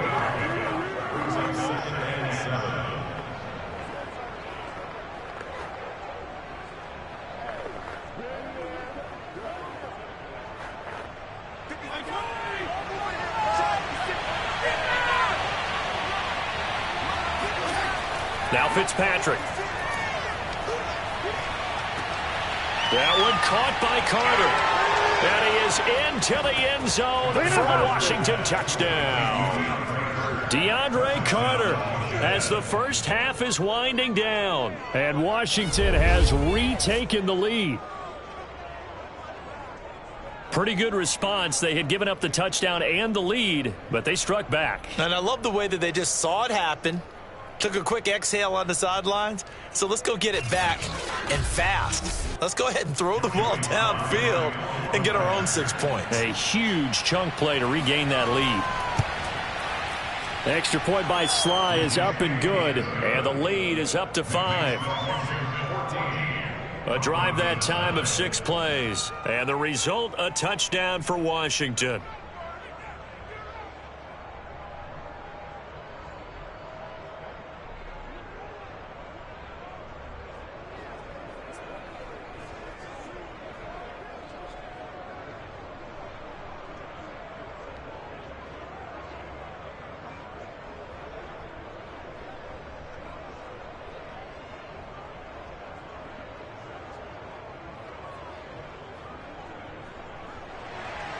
So not much time to speak of remaining in this first half as the kick's away. To return it, here's Deontay Spencer. And no alley to be found. The coverage was solid, and he's dropped at the 18.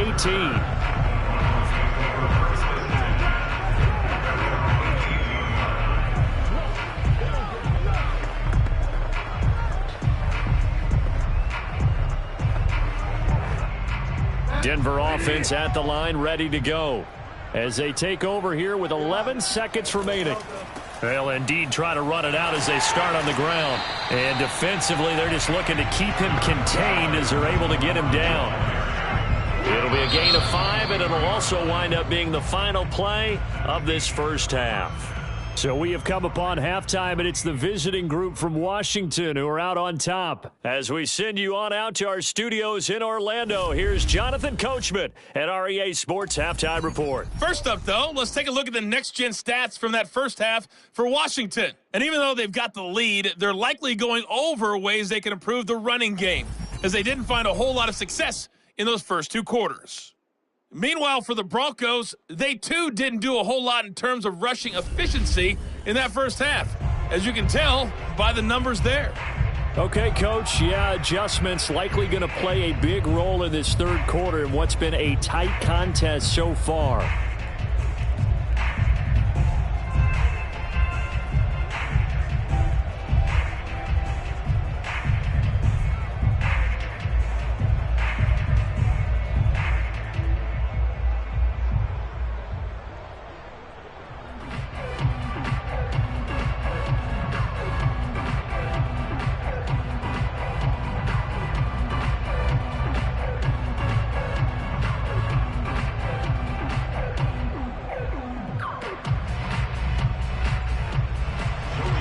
It'll be the Broncos getting the football first in this second half as they trail, and we are back underway. Out of the end zone comes Spencer. And the decision to bring it out, not a good one, as he's tackled at the 15. Here comes the Broncos offensive unit here as they'll have it first to begin this third quarter. They do trail, but they have a chance to possess the football first to try and do something about it. And that certainly makes it something of an important drive for them, because is it going to win the game? No, but you have to do something to bring some life to your sideline.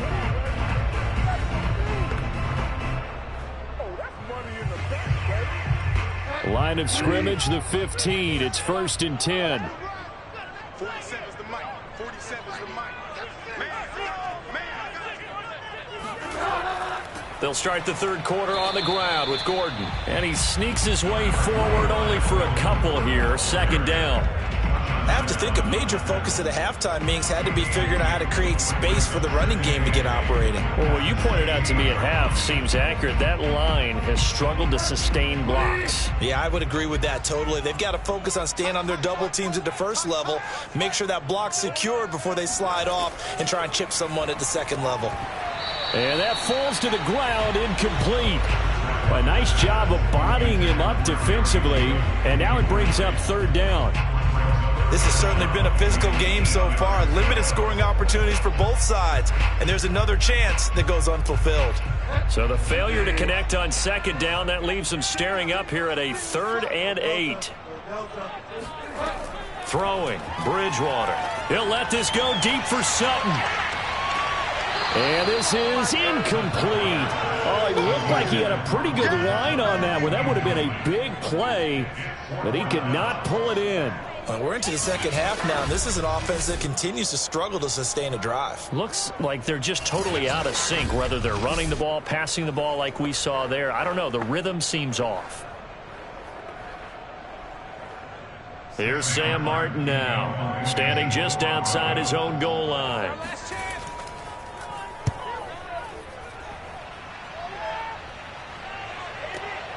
Here comes Carter. A 55-yard punt that time with a return of about 14. And it will be Washington football now with a 1st and 10. First possession of the second half now for Washington. And for them, a touchdown their last go-around. Obviously, they'll be hoping to do that again. And when you start plotting for this drive, when you start thinking to yourself, okay, what are we going to do? You don't go away from what you did before because that worked, but you have to be prepared for wrinkles and counters because you know they'll make some adjustments. A good starting spot for Washington as they come up 1st and 10 at the 40.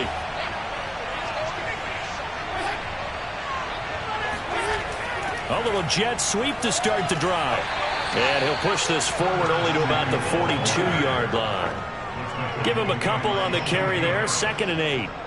Let's just make this one succinct. Nice job there. All 11 guys on defense diagnosing the jet sweep and putting it down.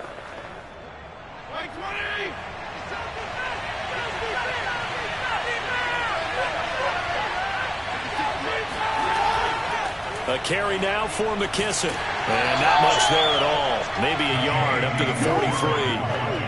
Back-to-back runs, I'd say that encompassed maximum effort for minimal gain. Minimal yardage, and now they're going to need something more than minimal on this play coming up.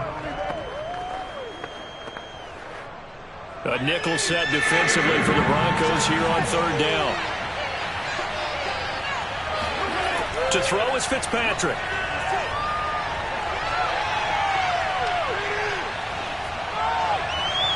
It's incomplete. Took a shot, couldn't connect. I like what they did there because many of the deep throws we see in the course of a game come to the outside, the perimeter of the field.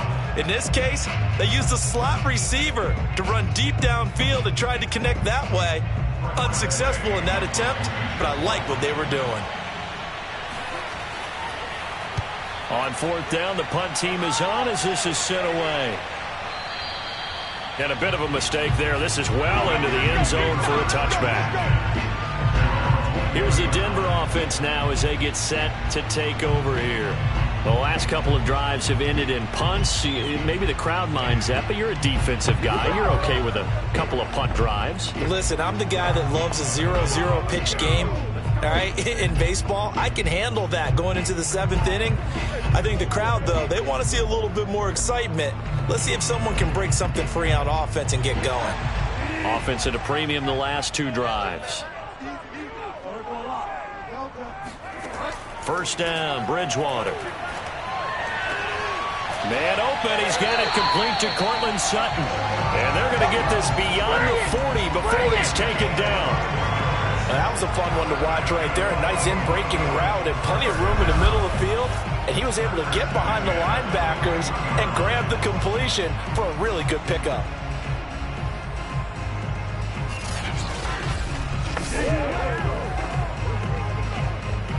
One play has him up past the 40 already, and another 1st and 10. From the gun, Bridgewater. Open man, and again it's Sutton. 7 yards to pick up there. That's tough to play zone defense when they can just curl up right there in front of you. Yeah, absolutely. Well, we talk about finding the soft spot. Defensively, how do you make sure they don't find the soft spot like they did there? Tough to do because what they normally will do is run routes that'll pull you out of that spot that they want to get into. That's what we call not taking the cheese, right? Don't go for the mousetrap. But it's hard to do because when you see a guy cutting that in that direction. Blitz coming, and down he goes. It'll go in the books as a 7-yard loss on the sack, and it's 3rd down. So one quick, easy analysis about why they struggled so far. They keep putting themselves in 3rd and long situations. They just took another sack right there. And the offensive film session tomorrow may be a little longer than it normally is. Not a lot of positive grades will be handed out thus far. An important play right here, 3rd and 10. And I would expect pressure here. Bridgewater from the gun on 3rd down. And pressure coming, and they got him once again. Chase Young picks up his 2nd sack of the afternoon. A CD, so often we talk about quarterbacks holding on to the ball too long. Well, we can't say that there. He had no time to do much of anything. And it appears that this was just a letdown from the offensive line, but they do have a tough job because if you're a big tackle out there on the perimeter, sometimes you don't have the agility to keep up with the defensive end who's looking to wreak havoc in the backfield, and he got there and put his man on the ground.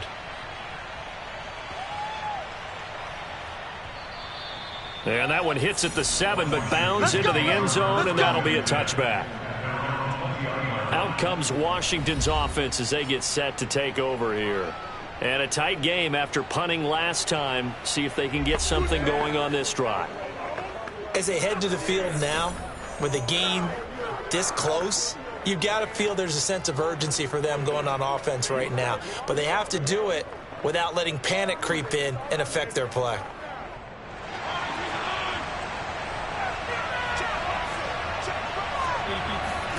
On 1st and 10, Fitzpatrick.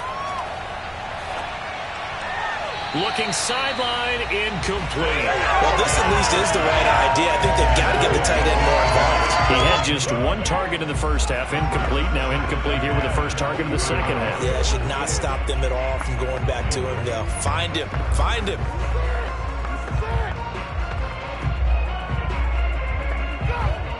Third quarter of a tight football game as we come up on a 2nd and 10. Here's Fitzpatrick. Slings this deep from McLaurin. And that's going to be incomplete. Good effort there trying to take a shot, but it's 3rd down. There is something to a game plan with trying to keep a defense honest. With a guy with that type of speed, you do so. Send him deep. Try and throw some air under it and hope you connect downfield. On that play, they were unsuccessful.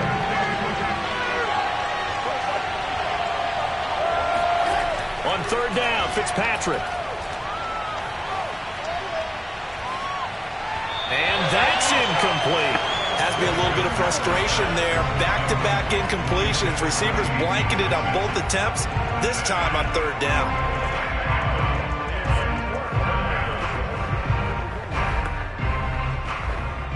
Here's Tressway now as he's on to punt for Washington.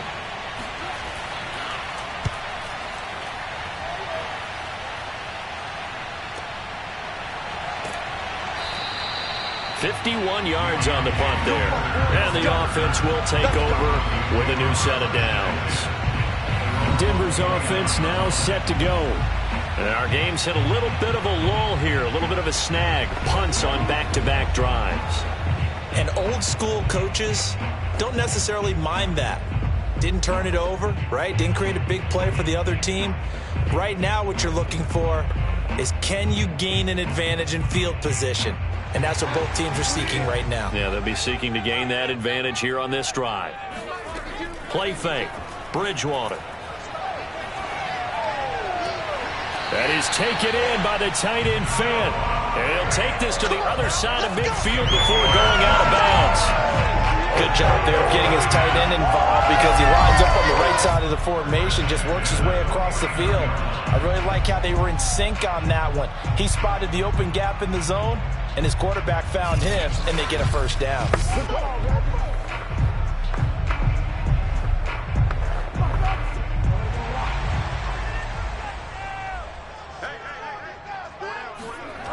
Now a 10th carry for Melvin Gordon. And they go backwards here, losing yardage back at the 48-yard line. Call it a full 3 yards in the wrong direction there. Brings up 2nd down. This defense is just flat getting after it. They have not given up much of anything in the run game. Case in point right there.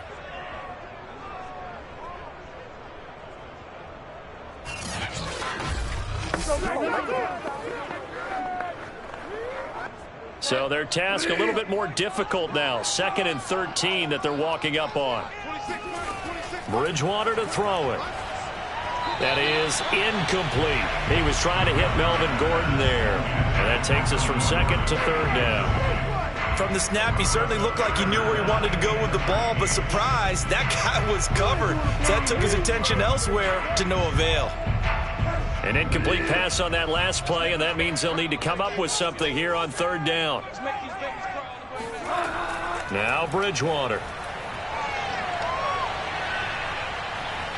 He lets this one fly toward the back of the end zone. It's going to be knocked away and incomplete. I like the fact that he took the shot deep downfield. Even if you don't get the catch, maybe you get a defensive penalty and pick up the yardage that way. Here's Sam Martin now, as he'll punt it away for the 4th time today. He gets us away. It's a good one, drawing toward the sidelines. And this will be out of bounds, and they spotted it at the 15-yard line. Not too bad. A look at Washington as they come onto the field. And on the last go-around, they really couldn't get anything going. They had to punt from deep inside their own territory, which means you're going to lose the field position battle as a general rule.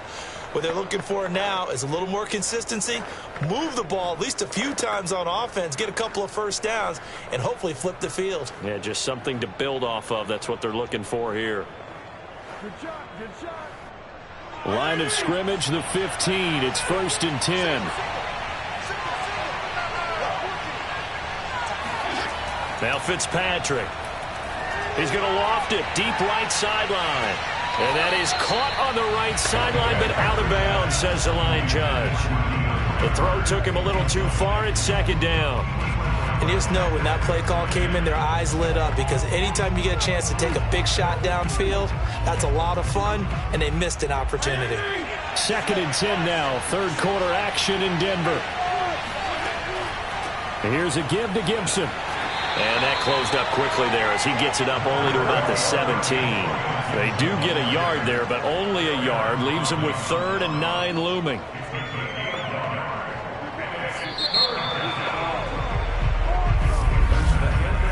So they'll get a little extra time to come up with his 3rd down play as we've played 3 quarters. We'll return with more after this. You're watching the NFL on EA Sports.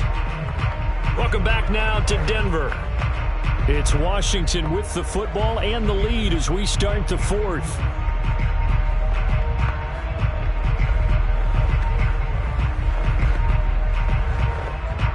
Washington on 3rd down. 2 for 5 to this point. This is 3rd and 9.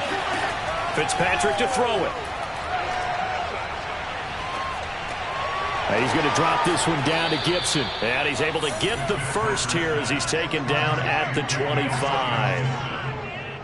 And that pickup of a 1st down, that's going to leave a mark because they really needed to stop them there, didn't they? So frustrating. Defensively, you're a play away from getting that football back here down late.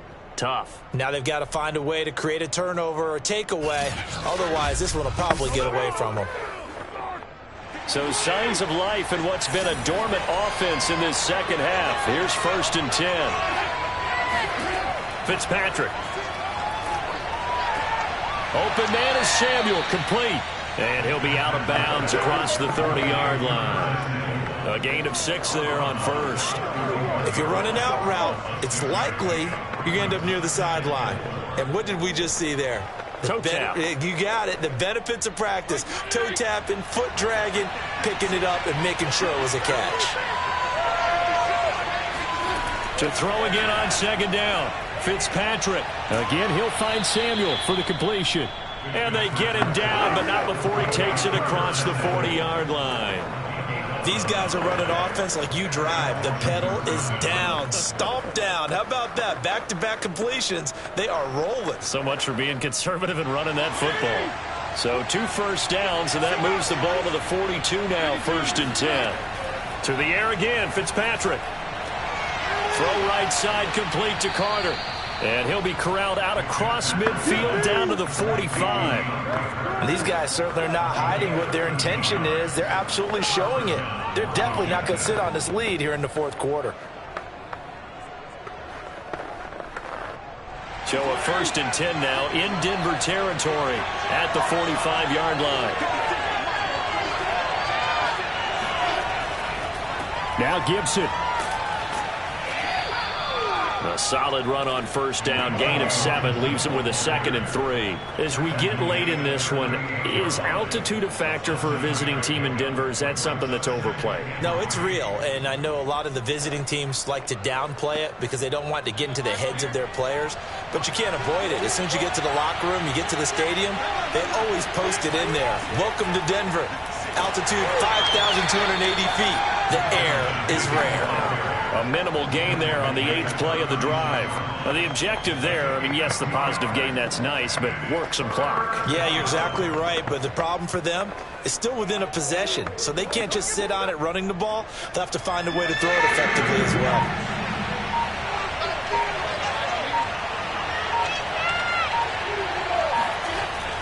They'll run with Gibson. And he gets it to the 32. Good enough for a 1st down. Hasn't been his best afternoon on the ground, far from it, but a critical third down conversion. His afternoon just got better. All right, you're exactly right. It hasn't been his best in terms of yardage, but that run there, that's the one your teammates look to you and go, okay, that's what we want from you. That's what we need. Now they have a chance to keep moving forward and a chance to win the game. Not totally home free yet, but it's looking good as they come up 1st and 10. To throw, Fitzpatrick. That's going to be caught by Samuel. And he'll work it inside the 30 to the 29-yard line. 3 yards the gain there, 2nd down.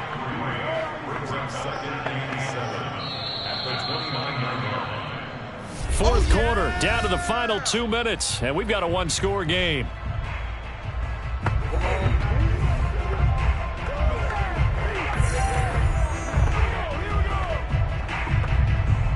So it's Washington with the football here as we welcome you back. They've got a 2nd down now as they search for a way to get this one to the finish line. On 2nd down, it's Gibson. Breaks through the contact. And he takes it in. Touchdown, Washington. Antonio Gibson, 29 yards. And Washington is able to stretch their lead. Well, that was absolutely ideal for them, wasn't it? Trying to salt this game away. I think one of my kids just graduated in the amount of time they had the football. That was absolutely impressive. Everybody wants those salt away the game drives. What makes them successful? Well, when you're able to mix run pass, when you're able to control the football and stay ahead of the chains, I'm using every cliche I know, but that's how you get it done because you're not taking negative plays, and that way you're able to run what you want to run when you get a chance to call it. Extra point by Sly is up and good, and it gives his guys a 12-point advantage.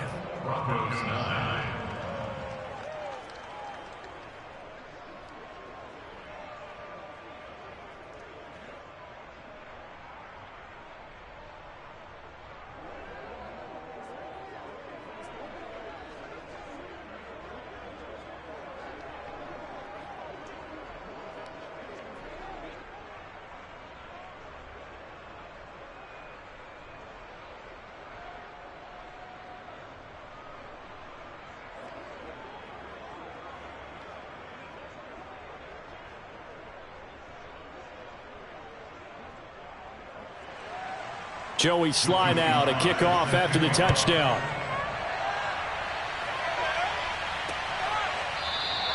And Spencer will elect to not bring it out here. It's a touchback.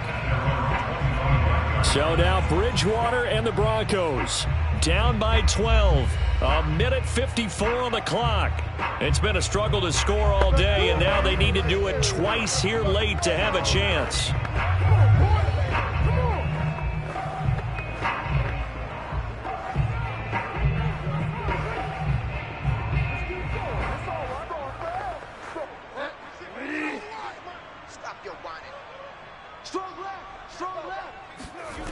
On 1st and 10, Bridgewater. He's got Gordon. And this will be a gain of 5 as he gets it to the 30. Short play like that in this situation this late, that's a win for the defense. No doubt. I remember something Coach Madden used to talk about all the time. Sometimes you can't just take what the defense gives you. You have to take what you need. And in this case, the offense is taking what the defense is giving them, not what they need. From the 30 on 2nd down, Bridgewater. He's going to let it fly. And that went a little too high as it's knocked away and incomplete. Tried to go for the big one there on 2nd down. Now they're likely down to their final 2 plays. And you know they've got to keep going for the big shot, right? So defensively, you play what they call top down. Nothing behind you. Make everything get completed in front. They come up now 3rd and 5 following the incomplete pass. To throw is Bridgewater. And this is intercepted, and that should do it. Picked off near the 34. And he's able to get it back to right around the 27. So many times we end a game, and as we're recapping it, we're talking about what offenses did and how they won the game. Let's flip this one over. The defense, They frustrated the offense the entire ball game. That's why they're walking out of here with a victory. And they're going to love to walk out of here with that as their final act, that interception. Good way for them to end it. Now we get another look at Washington on offense. And a few kneel downs should just about do it. Now, defensively, they do have all 3 timeouts, but very little reason to use them at this point.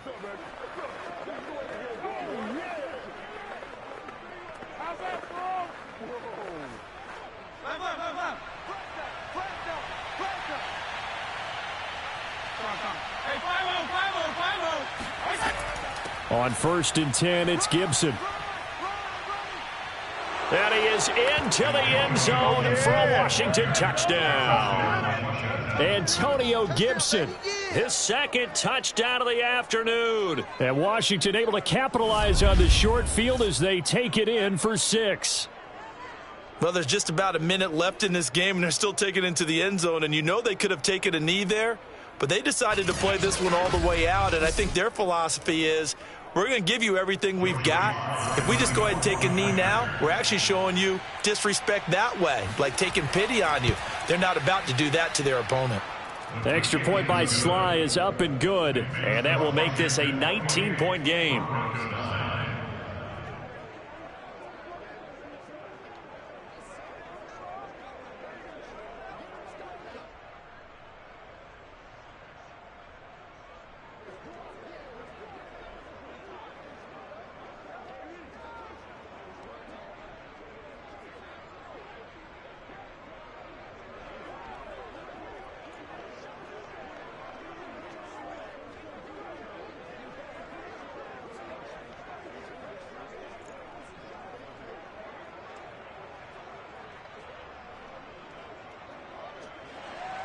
Joey Sly now to kick off after the touchdown.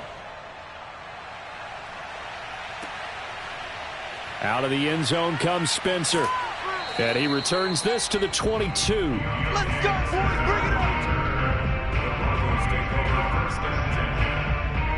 And the football going back over to the Denver Broncos. Let's just be frank. They're playing for pride at this point.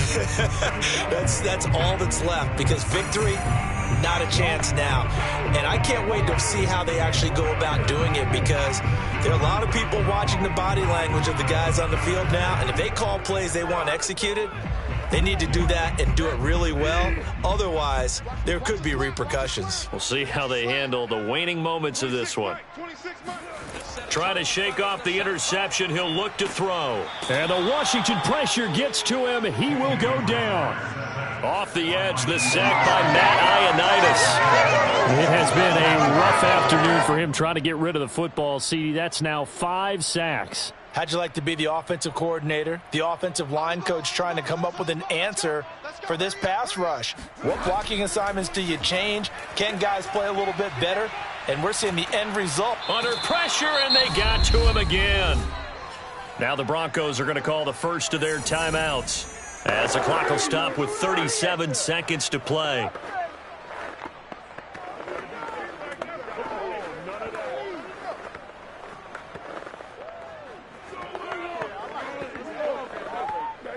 Third and long now after the sack, and we'll see if Bridgewater has a response.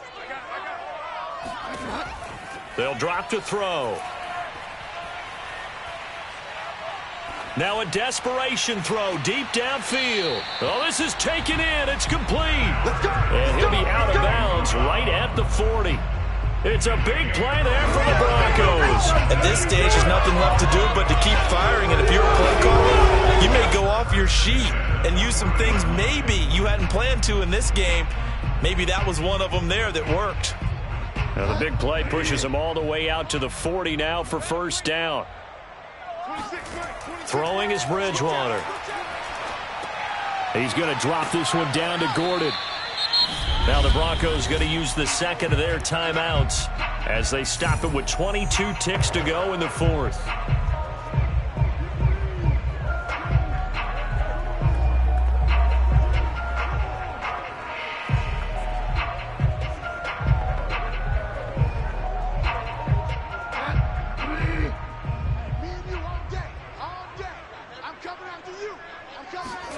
Throwing again on second down.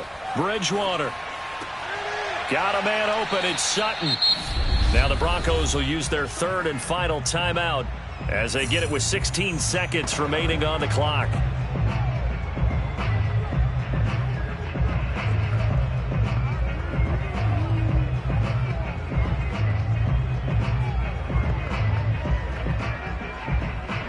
So from the 39 now, they'll come up on a 1st and 10.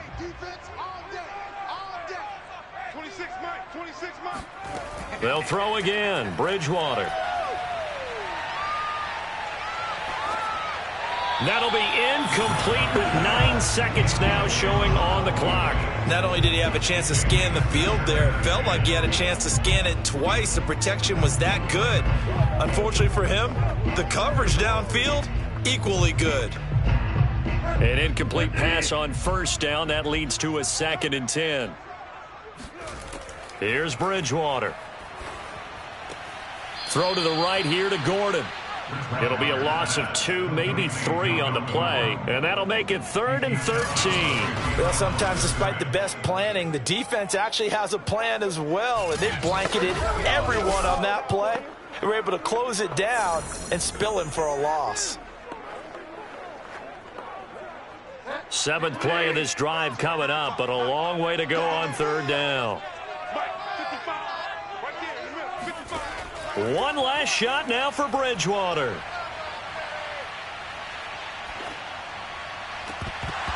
And this is dropped in incomplete.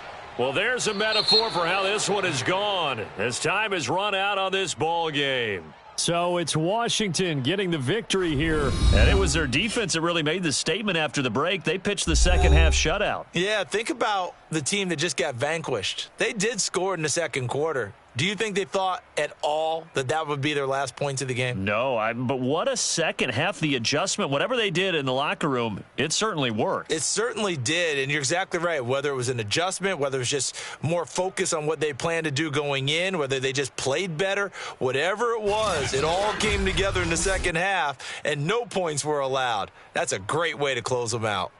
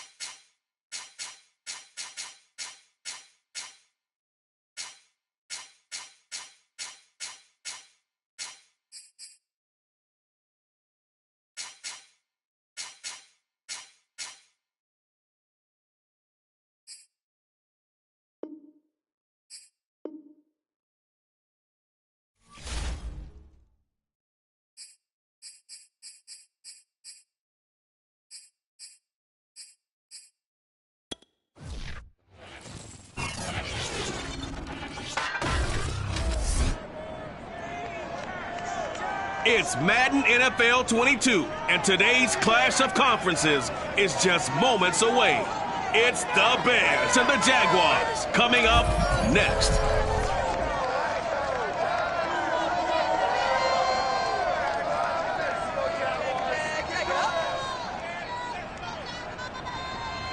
Smack dab in the middle of I-295 that encircles the city of Jacksonville in Northeast Florida. There's a good look at TIAA Bank Field.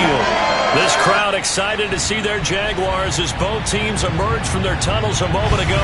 We are just about ready for football as the Jags get set to match up with the Chicago Bears.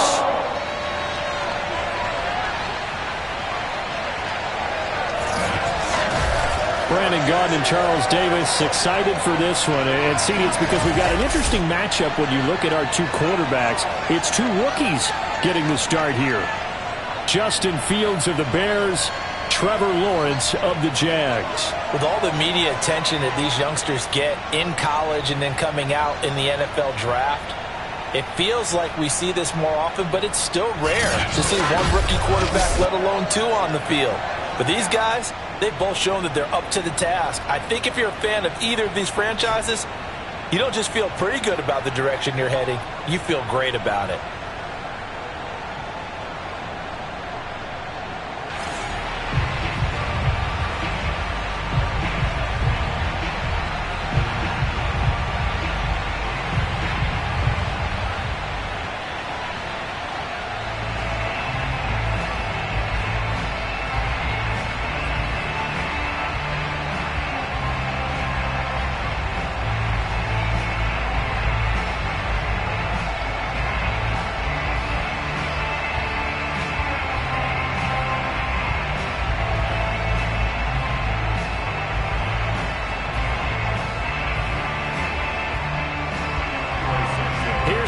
Santos now ready to get this one started. And off we go from Jacksonville. No run back here on the opening kickoff as we'll start at the 25. So here's the first drive now for the Jags. They're led by the #1 overall pick in the 2021 draft, Trevor Lawrence. The word is potential, potential, potential. Think about this guy from the time he was in high school, one of the top prospects going to college, coming out of college, mentioned as a generational type quarterback. He looks the part.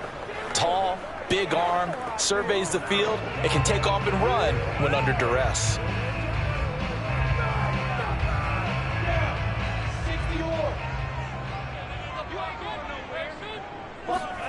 Throwing now, Lawrence on first down. And his first pass here is going to fall incomplete. And I can see the officials kind of looking at each other down there, silently wondering, does this meet the level of grounding? Fortunately, he did have a receiver in the area, but I have seen less obvious throwaways called as penalties. Following the incomplete pass, here they go again, 2nd and 10 from the 25. Now Lawrence. And this one incomplete. Too much contact to hold on to that one, and it's 3rd down. As this old brain remembers, when I see 5 wide receivers on the field as a defender, I know the ball's coming out hot. They expected it and got there and popped it free.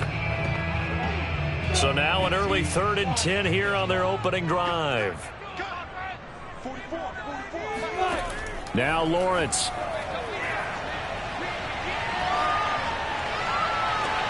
He's got a man, complete. And he takes this thing way down into Chicago territory. A big 3rd down play there for the Jags. Excellent execution, and now they're set up nicely. Are they ever? Red zone? I wonder what the next play call is going to be, because after a big play like that, a lot of teams like to use the momentum to launch another one.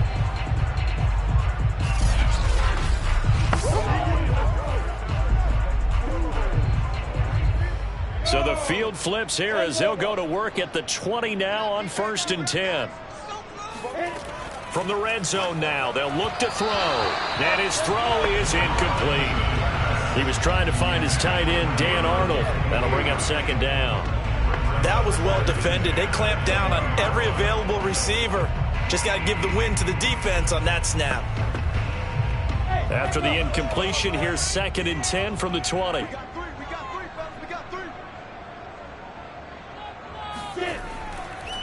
And they'll run it. This is James Robinson.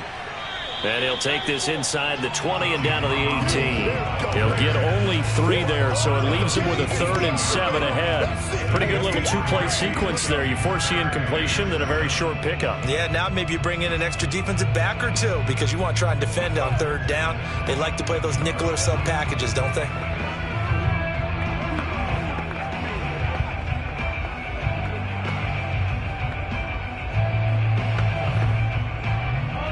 Bears bring out an extra defender in the secondary now for third down. Here's Lawrence to throw. Jones has it. 2 yards is all they'll get on the completion. It's fourth down. Partner, I think that completion takes the definition of dink and dunk to a different level, doesn't it? It does, and the defense was right there, kind of played into their hands. Now a field goal try coming up here for the Jags. And his kick is good. And the Jaguars grab a 3-0 lead. Had just the one big play on the drive, but that was enough to put them in field goal range. And one big play of what they hope will be many others throughout the game. Every team has a different target for the number of plays like that, those explosives that we talk about. That allowed them to put points on the board on that drive. Let's see how the rest of the game goes.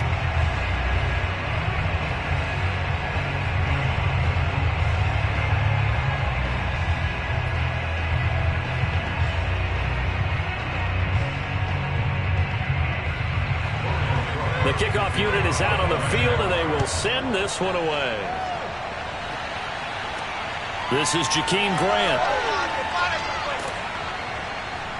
And he won't quite make it to the 25.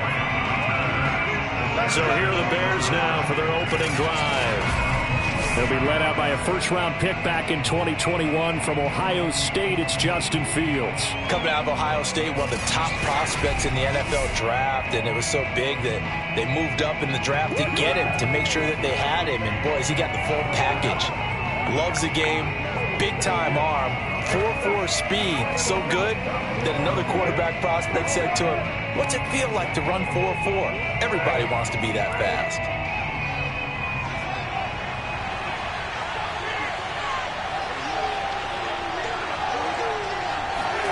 Now a first down throw, Fields. He's going to dump that off to his running back, Cohen. And he'll get this up past the 25 before he's out of bounds. Give him a gain of 5 on the completion, and it'll make it second down.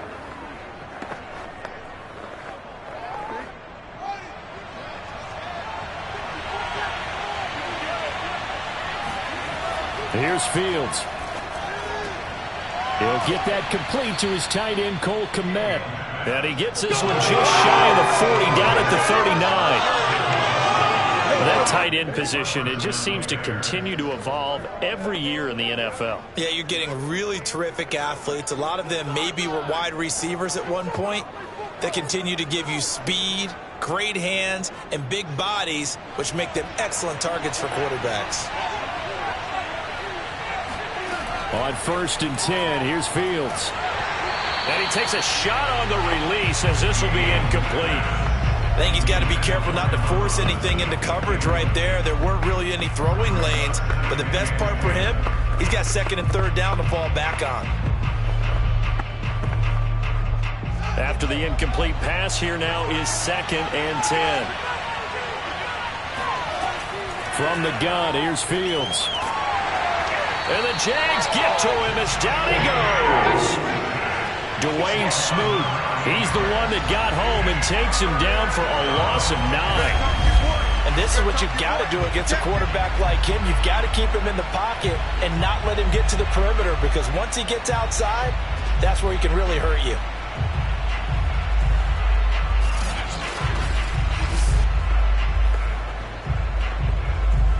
So now following the sack, Fields and the Bears looking at 3rd down and long. Now on 3rd and long, they'll look to throw. Deep ball for Goodwin. And it's going to be incomplete. He was able to catch it there on the right sideline, but out of bounds, says the line judge. And it's going to bring up 4th down. Well, that play was certainly a little bit different, because on the previous play, he was sacked. This time, protection a lot better. Had time to survey the field and still couldn't find an open receiver. So on 4th down, on is the punter, Pat O'Donnell, to kick it away. Jamal Agnew is deep to return it. And a nice job here to down this one right on the 5-yard line. That punt was near perfection as it checked up inside the 5-yard line. You never know where these things are going to go, do you? No, what was it? You got a John Heisman quote about that, yeah, right? He said the football is roughly a prolate spheroid, which means it's going to bounce funny, and you never know where it's going to end up.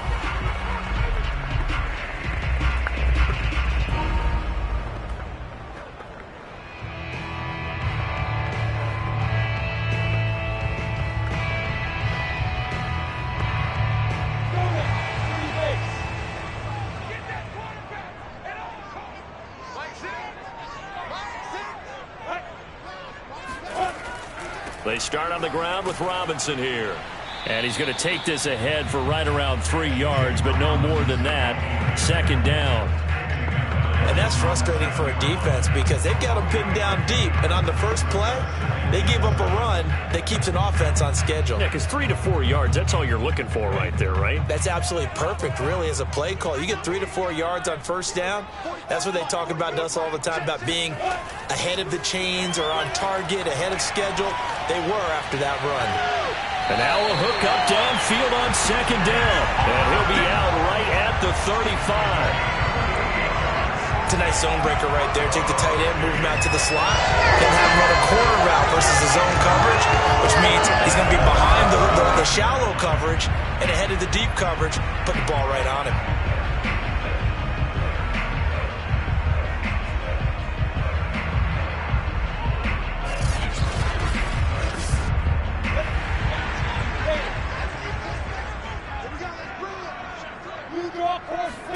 On 1st and 10, it's Lawrence. And he can't escape, and down he goes. Akeem Hicks at 6'5", 332 finds his way home for the sack. Boy, Charles, that time he took a bad situation and made it worse. Yeah, you're almost putting together a nice little song there, aren't you? Because it's something you'll see from young quarterbacks. They have that tendency to retreat backwards instead of stepping up in the pocket.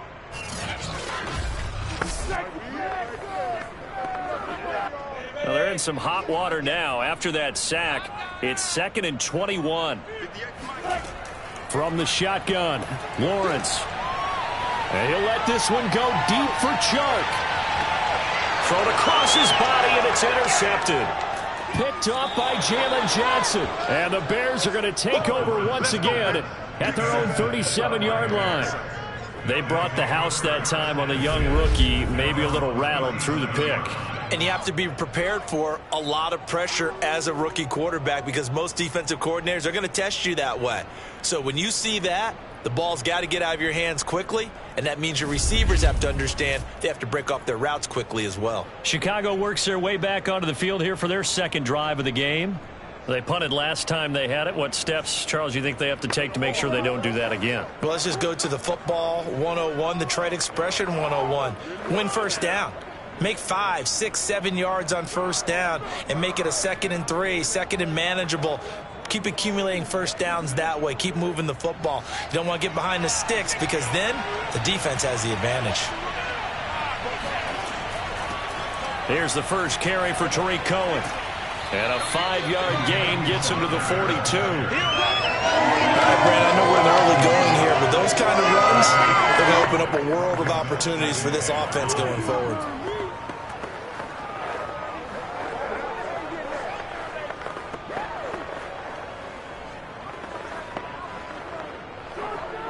Second and 5.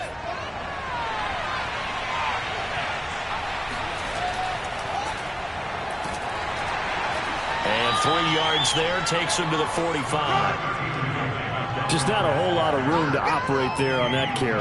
No, not at all. They did a really nice job staying in their proper places and not allowing any lanes to open up.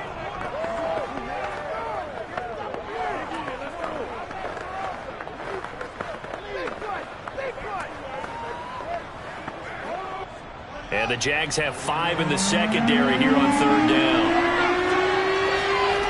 To throw is Fields. Here's the former Jaguar, Allen Robinson. And he's going to get this down to the 35-yard line. Let's go. First down, Chicago.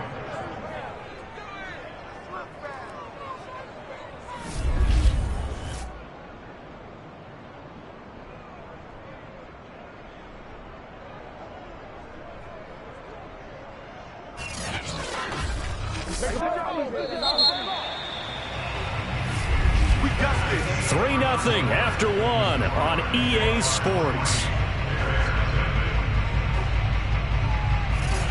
The Bears with the football. We get set to begin quarter number 2 as they've got it with a 1st and 10.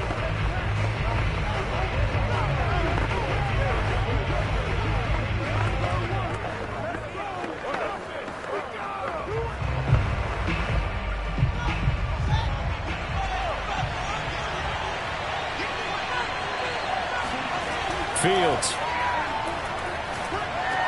Open man is Komet, the tight end. And he's got this down almost to the 20 before he's dropped. And what a nice example there of a tight end doing exactly what he needs to do. How about how he worked his way to the outside, made sure he secured the catch, and then anything after that, we count that as a bonus. And indeed, he gets enough for the 1st down.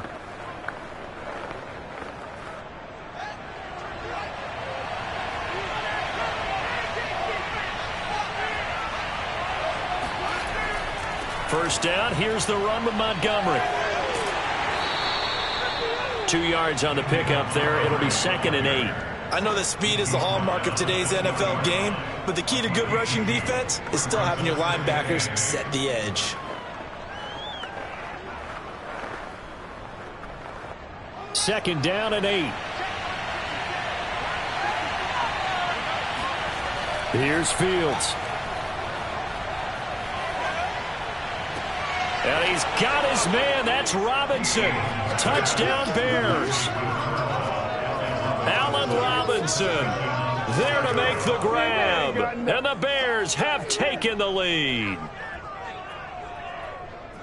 There was a lot of zip on that pass, and baseball might have called that a frozen rope. I like it when you bring the diamond into the game. I'm going back to the gridiron. Had some heat on that bad boy. Sometimes you throw a touchdown pass, and sometimes you throw, what, a touchdown strike? There you go. That's my man, in concert. Cairo Santos on to try the extra point.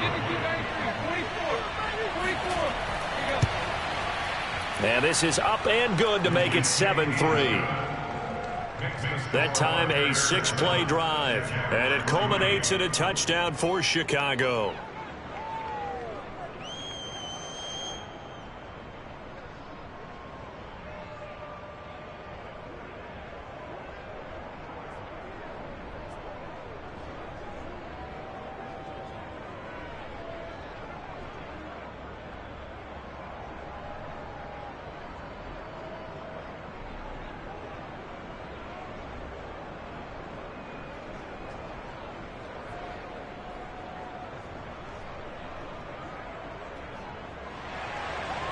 After the touchdown, here's Santos to kick this one away.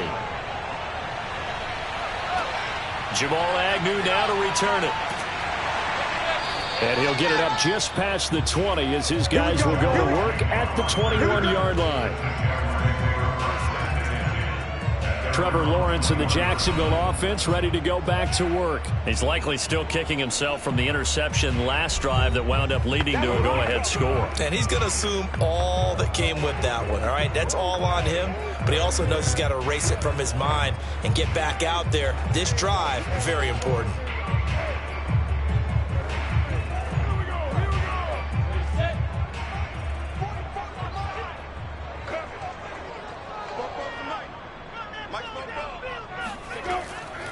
Now ETN to start the drive. And he got blown up on that play. Back at the 20. He'll lose a yard there, and it's 2nd and 11. Yeah, another negative play in an early down situation. This one to start the drive. You're putting a lot of pressure on your quarterback to bail you out when you're in 2nd and long yardage.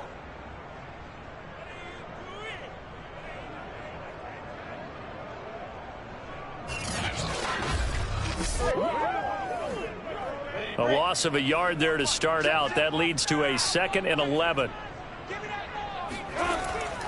Lawrence with the handoff to Robinson. Fights forward for only about a yard up to the 21. When we talk about defenders, specifically linebackers, keeping their eyes in the right spot, he had that eye down the entire time. And you know that's not easily done because they throw a lot of misdirection at you. They try and fool you and get your eyes in the wrong place. But you're right about that one. He correctly figured that one out and made a really nice play. Yeah, this pass broken up. Excellent coverage there on third down, as that was not an easy one to hold on to. That's an excellent job right there on third down. Like any defense, you never want to let them get anything started, and that would have been a first down. Instead, you saw the contact on time, no penalty, and before this drive could get wings, it's fourth down. And on fourth down, on is the punt team sending this one away. 62 yards on the punt that time. Wow. And the Bears take over. The Chicago offense set to get started. And they're hoping to redo their efforts in the last drive when they got into the end zone. And just think of what it's like now on the sideline, because when you score a touchdown, you have to go over and look at the tablet and see what you did on the last drive. When you scored points, it's a whole lot better view than when you're trying to figure out how to fix things there.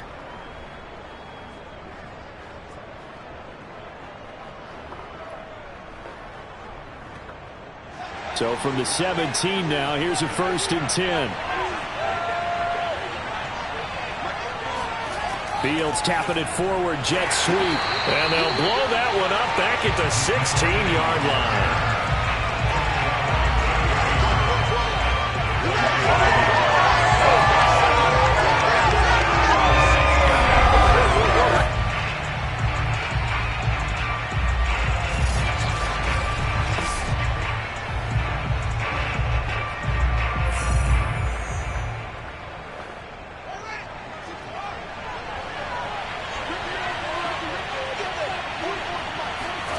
On 2nd and 11 now. Fields. That's complete to Mooney. When you see zone defense and you know you've got a drag route on as your primary call, you got to be really careful as a passer about how far you let your guy go, because he might wander into some tough coverage.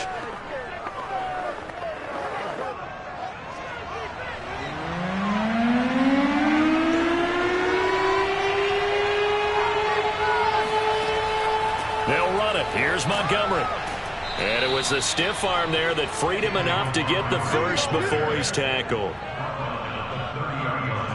Just about every coach we talk to says the crowd shouldn't affect us. That shouldn't be an issue. And in the next breath, they talk about taking the crowd and taking them out of the game by picking up first downs and keeping them at bay.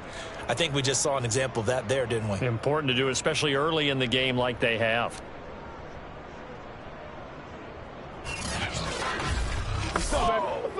So 1st and 10 now from the 30. Now Fields. Throwing middle, but it's incomplete. Cole Kmet, the intended receiver. And that'll bring up 2nd down. By the way, I got to apologize because I just realized for about the last 4 or 5 plays, I'm eking over into your territory up here in the booth. My bad. I'm going to get back over to my spot. Yeah, we're not talking about our on-air commentary. I mean, what is all this extra paper? I mean, this is unusual for you. My bad. Normally you run a really tight ship. What's going on here? Just like that incomplete pass, I'm going to try to tighten things up here for this next play. And he slides and covers up at the end as he's going to be able to pick up decent yardage.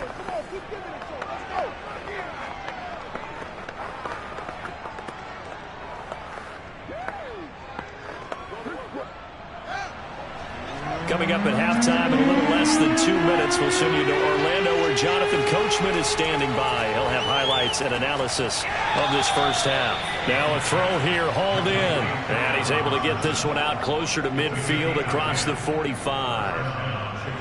That's a play that will likely be forgotten when you talk about big moments in this game. But plays like this are critical to keep drives going. And if points result, we'll call this play significant. On 1st down, it's Fields. Jaguar pressure and a Jaguar sack. He couldn't get rid of it. He takes a sack for a loss of 6 to bring up 2nd down. And that was just absolute perfect man coverage. Nowhere for them to go with the football. Led to a sack. And that's really difficult to do in today's NFL with all these gazelles running around that you're trying to cover in the secondary.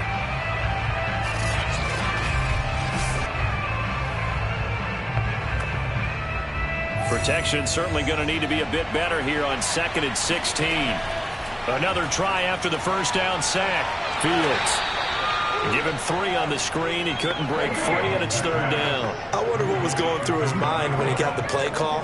He just got sacked on the previous play. He knows they're coming after him again. A little bit of guts to stand in there, take the hit, and successfully complete the screen pass. Really well done. A long way to go here on 3rd down for the 8th play of the drive.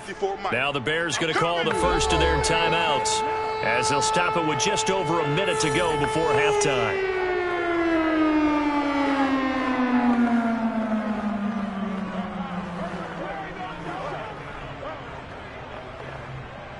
A long way to go here on 3rd down for the 8th play of the drive.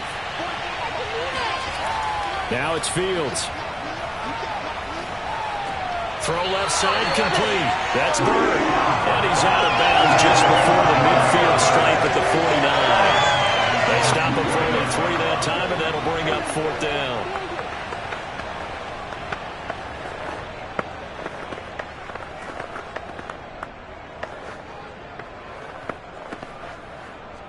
Here's Pat O'Donnell now as he'll kick it away for the 2nd time.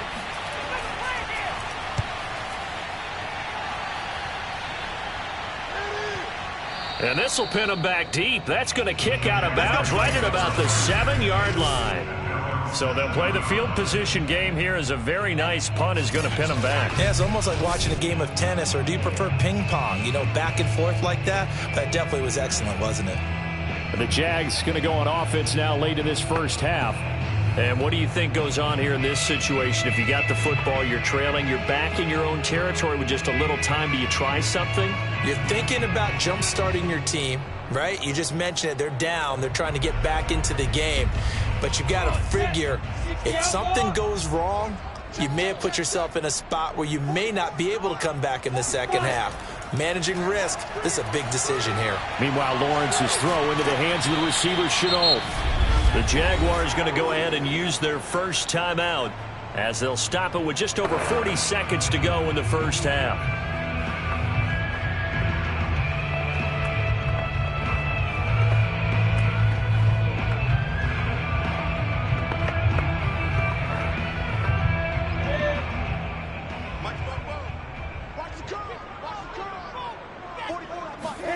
On 1st down, Lawrence.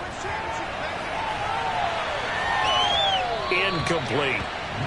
This defense has been very disruptive early on as they force another one to go awry. Seems to be the front and the back end. Pass rush, they've been able to get home, and they're taking the ball away in coverage as well. I love how you put it together. The front and back working in sync, only way to play good defense.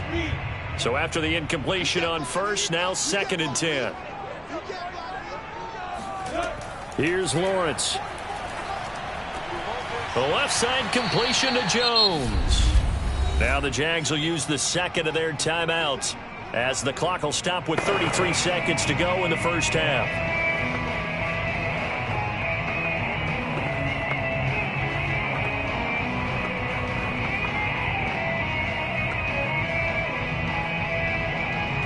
So 3rd and 2, and I count 6 defensive backs out there. Again, it's Lawrence. That'll be caught right side. Chenault with it.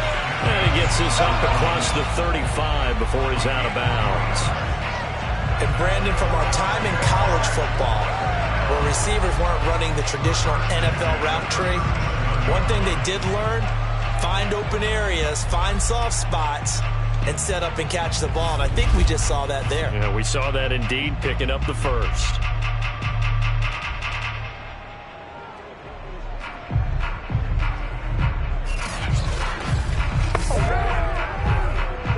This offense finding its legs now. Here's another 1st and 10. From the gun, it's Lawrence. Escaping the pressure right. And he'll slide down to avoid the contact. The Jaguars now will use the last of their timeouts as the clock will stop with 21 seconds to go here in the first half.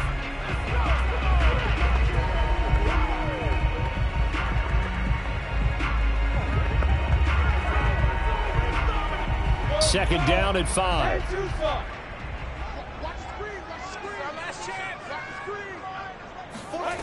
Lawrence will throw. And he'll go down. The Bears get there for the sack. Robert Quinn in there to get him. It's a loss of 5.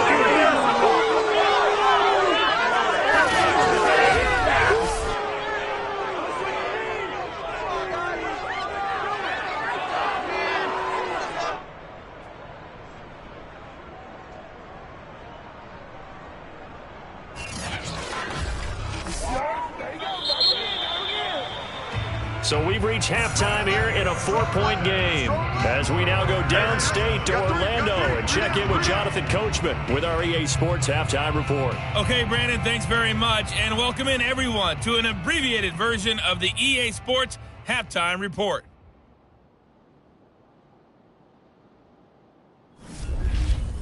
First order of business, though.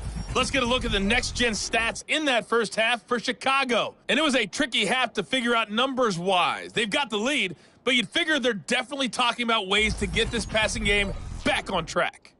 Meanwhile, for the Jaguars, they had a little more success than their counterparts did in the passing game, as evidenced by the numbers there. All right, Coach, thanks. Yeah, both teams likely to make some changes in what's been a closely fought battle to this point.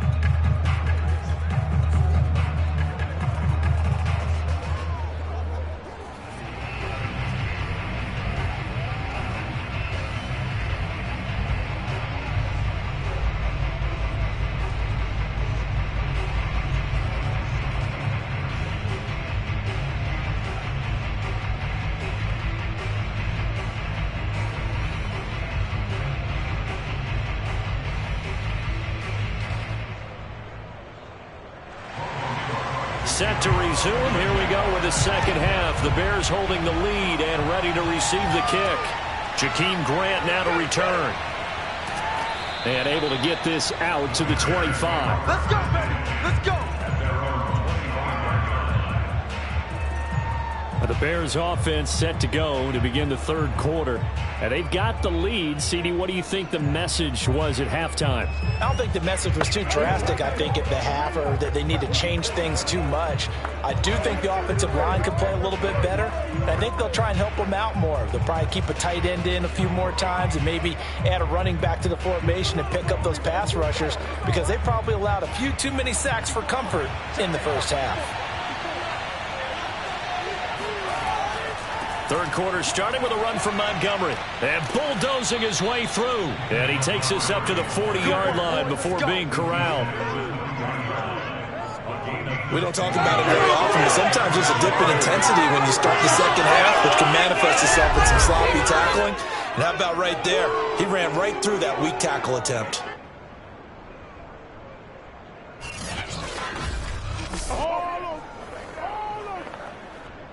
So quickly all the way up at the 40-yard line. A shotgun snap, Fields. And that's going to be incomplete. Certainly appeared to take away his first read, and by the time he tried to look elsewhere and find an open target, the coverage was too good. That one falls incomplete.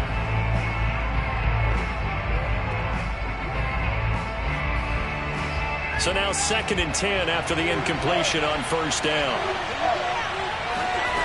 Out of the gun, Fields. Being chased out left. And Fields going to have the first down before sliding to a halt to avoid the contact.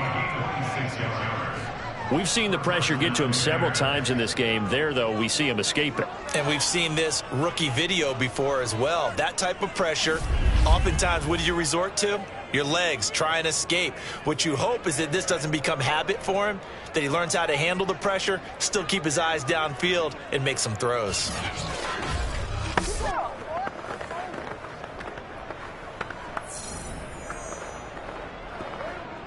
So in Jacksonville territory now. Here's a 1st and 10 at the 34. Fields tapping it forward, jet sweep. And that play is blown up, losing yardage back at the 35.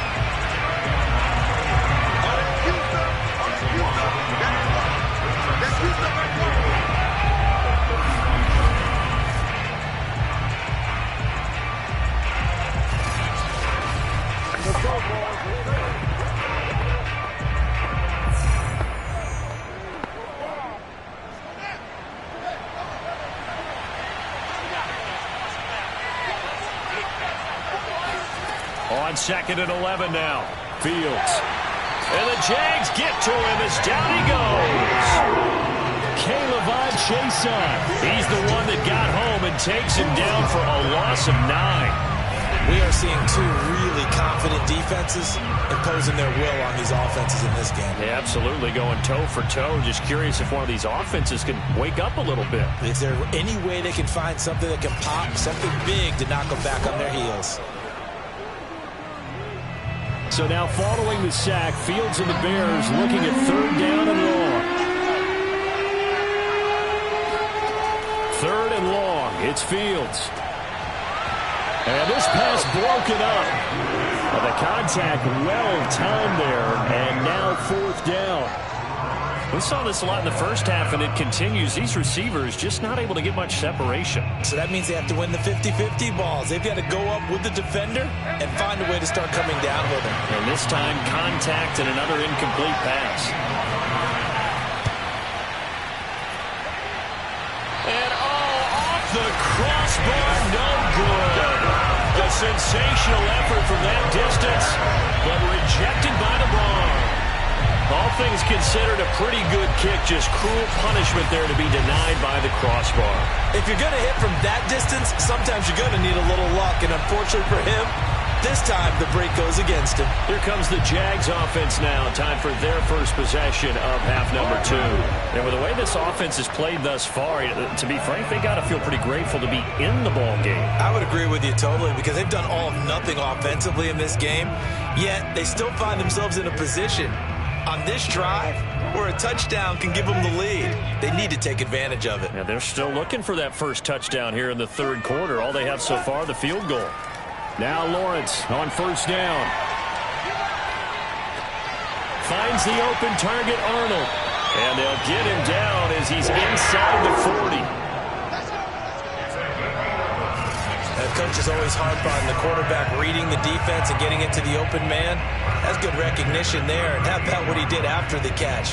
Yeah, hit your tight end, let him get some rack. Yeah, when he gets moving, not many guys want to come over and put a hit on him, do they? So here's a 1st and 10 at the 38. Running out of the gun with ETN. And a short gain there down to the 37-yard line. In on the stop, the former Georgia Bulldog, Roquan Smith. Well, sometimes you just have to give credit to the defense. Great job there at the point of attack, holding up. They won their battles at the line of scrimmage, left him no space to try and run. A really nice job swarming to the ball carrier. On 2nd down, ETN once more. Absolutely nobody fooled there. He's going nowhere fast as he stopped behind the line of scrimmage. It'll go as a loss of a yard, so now they deal with 3rd and 11. I know they'd love to take some heat off of that young quarterback, but so far, not much in the running game, and this won't help things either. A loss on that play.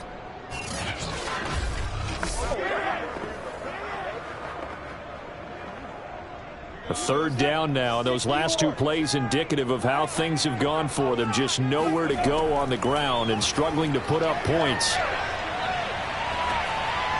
Throwing there, but this pass is going to wind up incomplete. They certainly had good starting field position on that drive, but couldn't do anything with it after 3 plays. Have to admit that that's a disappointing end to excellent field position. When that drive started, they had 6 points that they were thinking about. Here's Logan Cook now as he'll punt it away for the 2nd time.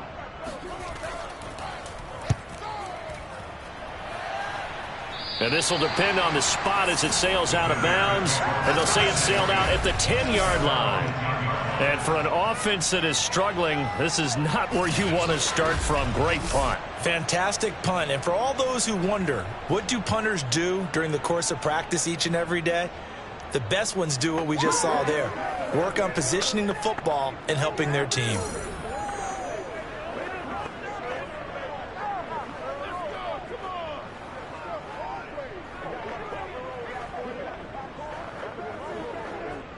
So not quite a 1st and goal. It's 1st and 10 from the 10. Fields now to throw. They'll set up the screen to Montgomery. 7 yards there on the first down screen play. Good call there on first down. And Brandon, I'm getting better over the years of not screaming out screen, screen, screen with my defensive training. They want to keep those pass rushers honest, and they did so there, and they wind up picking up positive yardage. Working with a 2nd and 3.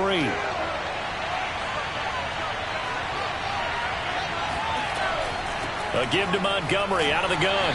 And this won't be enough to pick up the first. A gain of 2, 3rd and 1. And the big fella stuffed that one up in a big way. I think doubling him has to be a priority because you can't move up to the next level if you don't take care of him first.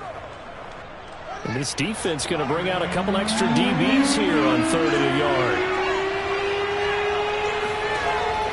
They'll keep pounding here with Montgomery. And he's able to get the first here as he's taken down at the 25.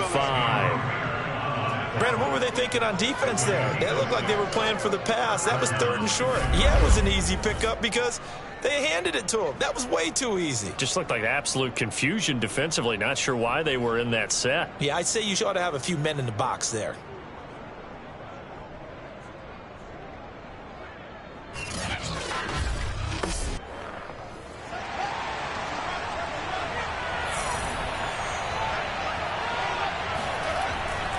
On first down, it's Montgomery. And they get him down, but not before he takes it across the 40-yard line. 51 yards now on the ground on just 7 carries.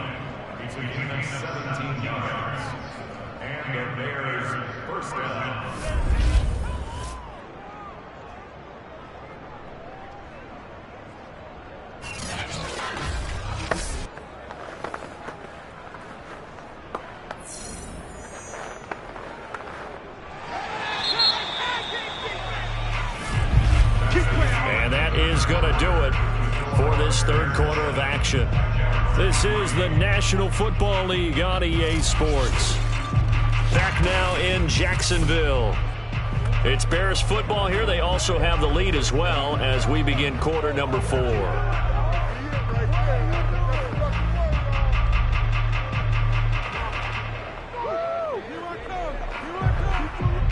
So 2 first downs, and that moves the ball to the 42 now, 1st and 10.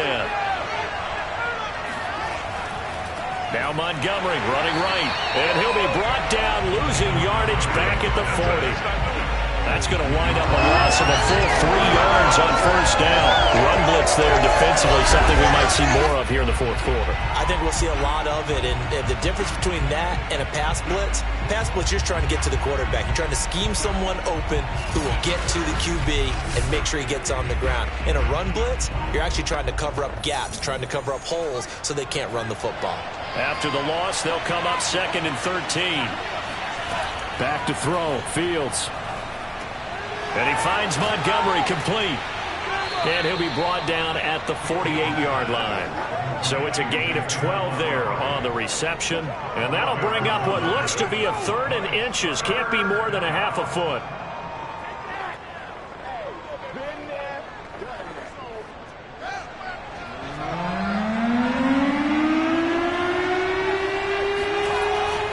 A give. This is Montgomery. Montgomery just unable to twist free as they hit him short of the line to gain.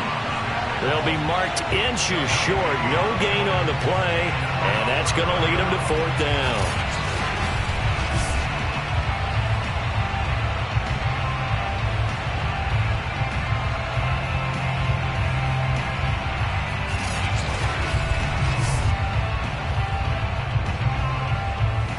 Here's Pat O'Donnell now as he's on to punt for Chicago.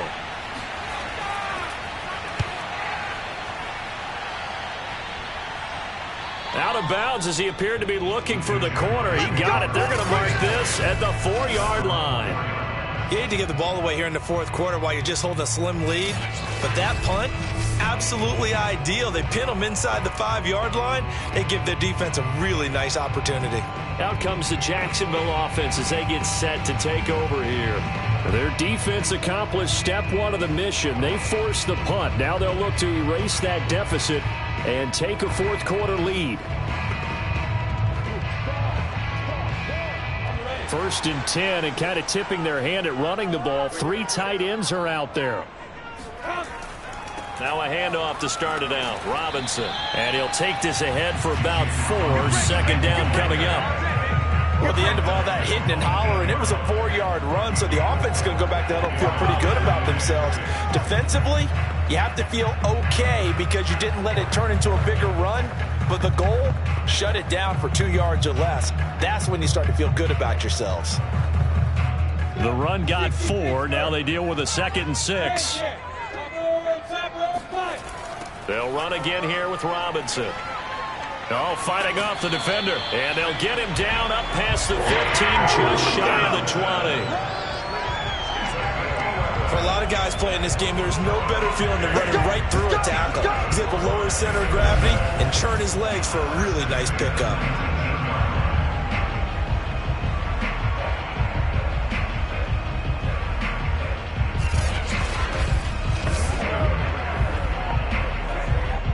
So here's a 1st and 10 now, down inside the 20.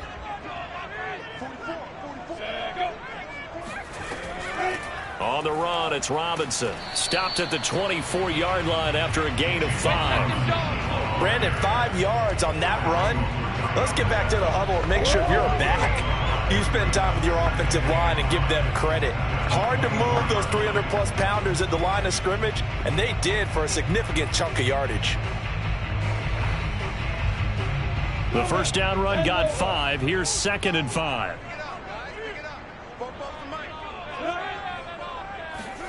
And now they'll throw it with Lawrence. He finds his man, complete. It's Arnold. And he's dropped just before the line to gain. 4-yard pickup leaves him with 3rd and 1. I know sometimes we can get fooled when we watch him make catches, as we just saw him do there, because he really looks like a wide receiver the way he goes about his business. Yeah, 230, 240 range. Yeah, not super huge. Maybe not counted on to be that inline point-of-attack blocker that we used to have in the good old days, but you can flex him out. You can run wide receiver routes with him. You can make him a primary target, and that's how they'll shred the defense. And there we saw one of the downsides of blitzing during a rundown, because sometimes you get out of your gaps. You don't fit the run quite as well because you're headed towards the ball carrier with abandon.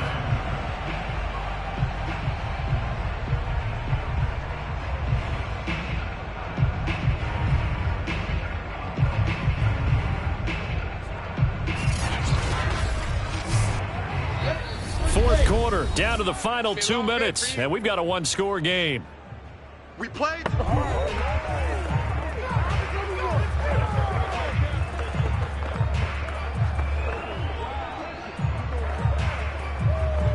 So it's Jaguar football here as we welcome you back. They come up on a 1st and 10, desperately needing a score here on what could be their final drive. Looking left side, and he's got a man. That's Arnold. And this winds up a pickup of 2, maybe 2.5 to about the 39. Well, they picked up a little bit of yardage there, and now, in this situation, should be in no hurry to run a play really fast. Let the clock wind down. Now the Jags are moving quickly in the hurry-up. They'll look to throw. Throw right side of the tight end of Shaughnessy. And he'll be out of bounds after getting this one across the 40. Yeah, that one was covered pretty well because they were trying to leak the tight end out into the flat. I think they were hoping he could catch and turn upfield and pick up the 1st down. Play number 7 now coming up on the drive. 3rd and 5. He'll look to throw. Able to connect with Chark. And he is going to have a Jags first down as they're able to get the third down conversion. Pardon, you got to like what they're doing right there. Little by little, they're getting closer. Another good pickup.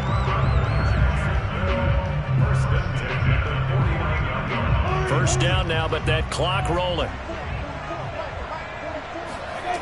He's back to throw. That's going to be caught. It's Chenault. And he is out of bounds, but not before he's inside the 30. Working the sideline there. Good route, good catch. First down, and he gets out of bounds. You have to like the play calling because you have to run some guys down the middle of the field to draw some of the defenders away. They can't just let them guard the sideline exclusively. That's how it's going to work. Sidelines and incompletions to use the clock.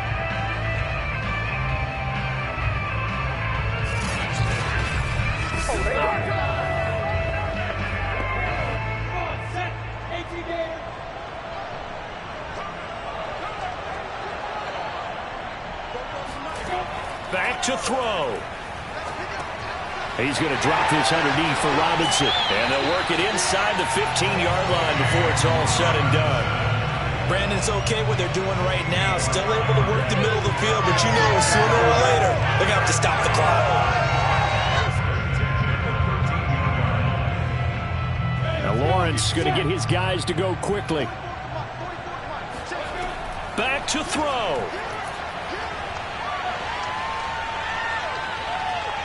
Eluding the pressure. He takes it across for the touchdown, and they've taken the lead late in the final minute of the fourth. Wow. How many people watching this one right here gave up? Because that score, they might want to try and rush back into this stadium. Well, it looks like it's going to be the game-deciding score, although a little bit of time left, so you can't count your chickens before they're hatched. Well, they better come back in here and watch this one because you and I, we're not going anywhere. We want to see this one play out. Now an important extra point here to stretch this lead to a field goal. He's got it, and this is indeed up to a 3-point lead. A pretty long drive that time, 11 plays all told. And it's capped off by the late touchdown that puts him out in front here in the final minute of the contest.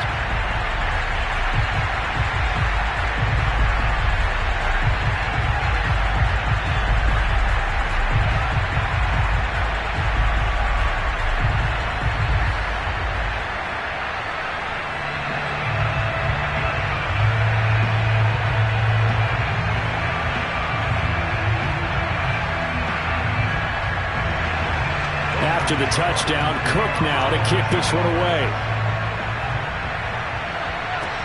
Grant sets to return it. And up to about the 26-yard line, just across the 25. So now Fields and the Bears down 10-7, a little over 20 seconds to go. How will this thing pan out? We'll watch as they come up on first down.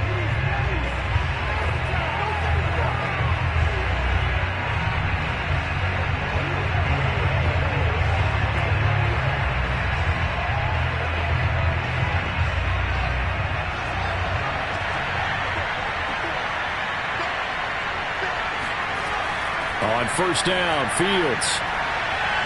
He's going to let it fly. And that is incomplete.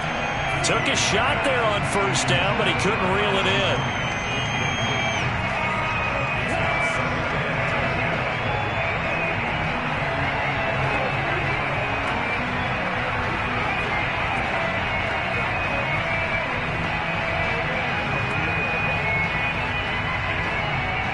An incomplete pass on first down. That leads to a 2nd and 10.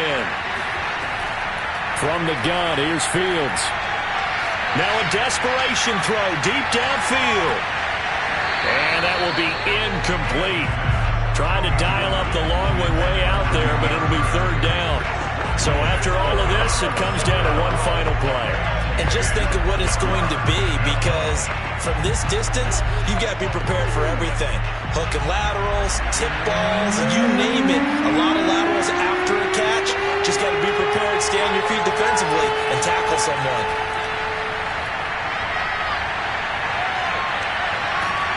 Jaguar pressure and a Jaguar sack. Well, we saw a close game that kept us on the edge of our seats down to that final whistle. And right before that final whistle, defense with one last exclamation mark there, getting the sack to end it. I love how you phrased it, because we were waiting to see what would happen. Obviously, we thought something would happen downfield. Instead, it happens in the offensive backfield, and that's your ball game.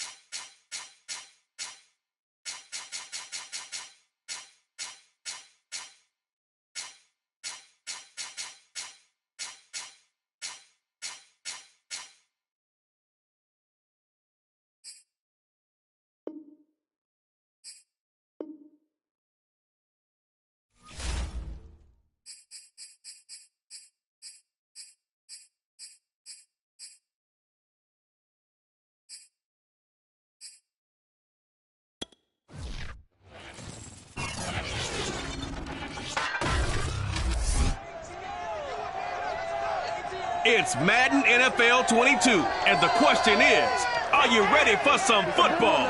It's the Giants and the Falcons, and it comes your way next.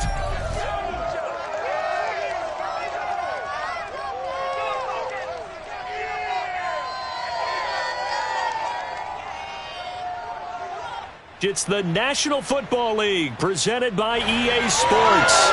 A moment ago, here was the scene. The Falcons coming out from their tunnel to the roar of all the folks here in Atlanta. We're ready for football as these Falcons get set to match up with the New York Giants.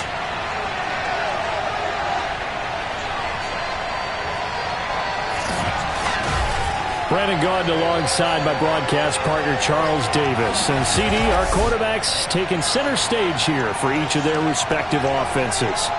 Daniel Jones of the Giants, Matt Ryan of the Falcons. And I think for me, and this isn't an original thought by any stretch, and probably for these two head coaches as well, the key for them is going to be limiting the turnovers, limiting the free possession. I mean, this isn't saying anything you don't already know, but you've got to be able to make the most out of your drives and see if your defense can help you out and take the ball away from the other team and give you a few extras.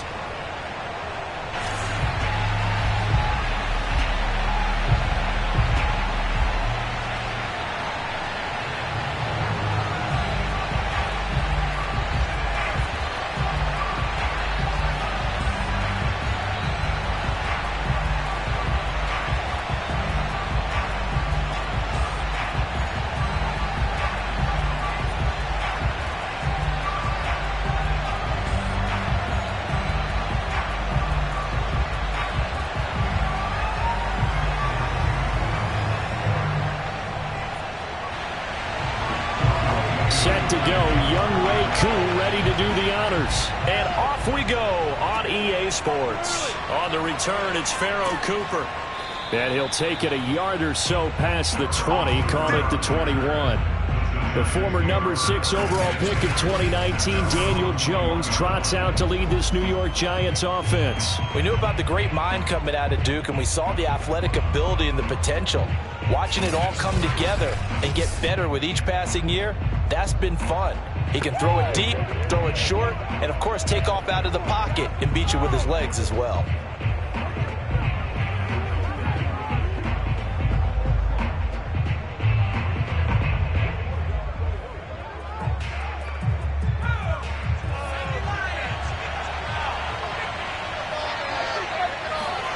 Throwing Jones. And he'll be hit as he releases it, and that'll fall incomplete. Play action is supposed to be used to slow down pressure, slow down blitzes. In this case, though, if it takes a little too long to develop, you got people right in your face. And lucky just to get rid of the ball with the arm going forward. Could have been a fumble.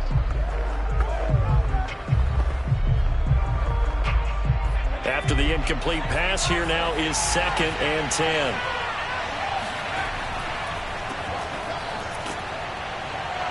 Fighting through it, he's got space. And he's got it past the 30 before he's hit and dropped. Oh, he's got the full package. He can spin, he can juke, he can make you miss, he can drop a shoulder on you. Some of that elusiveness we saw at Penn State has definitely translated to the NFL game. Saquon Barkley hit the proper buttons and turned him loose.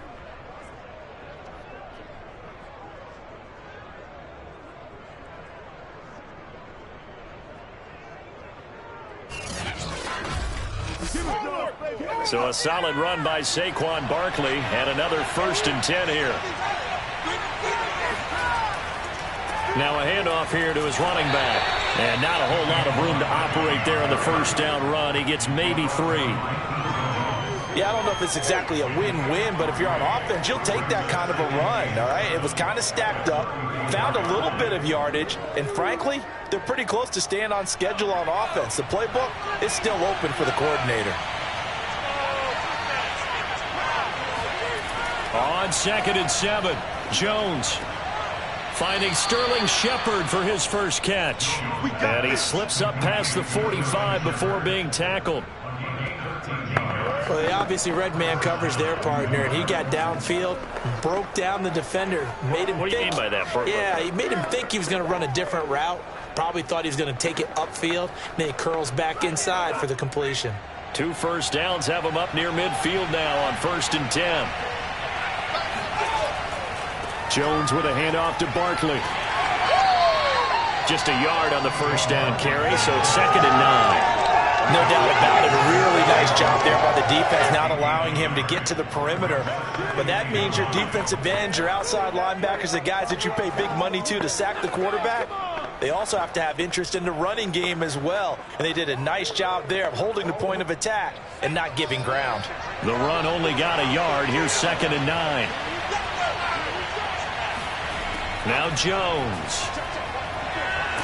Pressure brought in, and the Falcons get there for the sack. It'll go in the books as a 7-yard loss on the sack, and it's 3rd down. Tell you what, he did not have much time there to get in the field before he was ducking and covering. Did it appear to you, as it did to me, that the defensive front won their play really quickly, meaning the guys in front of them had almost no chance to block them? They were on him in a hurry. After that sack, 3rd and long, tough spot for Jones and the Giants. Now on 3rd and long, they'll look to throw. That's caught by his tight end, Evan Ingram. And that's going to be good for another 1st down as the tackle's made at the Falcons' 35. Well, it certainly feels like there are more stars at the tight end position than there were even 10 years ago. And I think it's become more of a glamour position because of the ways it can hurt a defense, and guys want to be involved. They can be in line, close to the line of scrimmage. They can split out like receivers. But hands, route running, speed, and some toughness to go across the middle, you put it all together, you got a heck of a tight end candidate. From Falcon territory now, here's 1st and 10 at the 35-yard line. And he's going to take this ahead for right around 3 yards, but no more than that. 2nd down. Well, that's just a pile of bodies there, and that's when you kind of find out who's a tough guy, right? Who can stand up and make a play. It was only a 3-yard run, But for both sides, they had to walk away from that feeling like, okay, I can stand up when the going gets tough in here. On 2nd and 7, Jones. That'll be taken in there by Kenny Galladay. And that's going to be good for another first down as the tackle's made at the Falcons' 22-yard line. To win any route, you've got to break down the defender, and that's exactly what happened here on this really nicely executed curl route.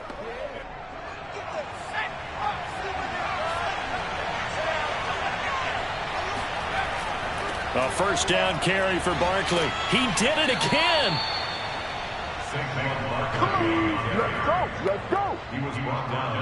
Quite the opening drive march they're on right now. It looks a lot like what we saw in practice prior to the game, doesn't it? You know, because on that last big practice beforehand, you go through your offensive script. You go through your play calling. You go through all the stuff and establish things. And it looks like it's going like clockwork right now for them.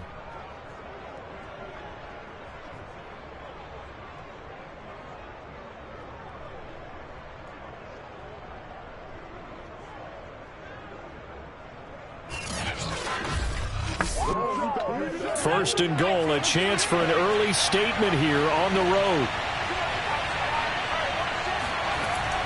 They'll try and run forward with Barkley. And after the good game last play, this time they say, as he's going to be stopped behind the line of scrimmage. A loss of 2 there, 2nd down. With his size, he's a tough man to bring down, but they do a nice job there stopping his progress and not allowing him to get back to the line of scrimmage.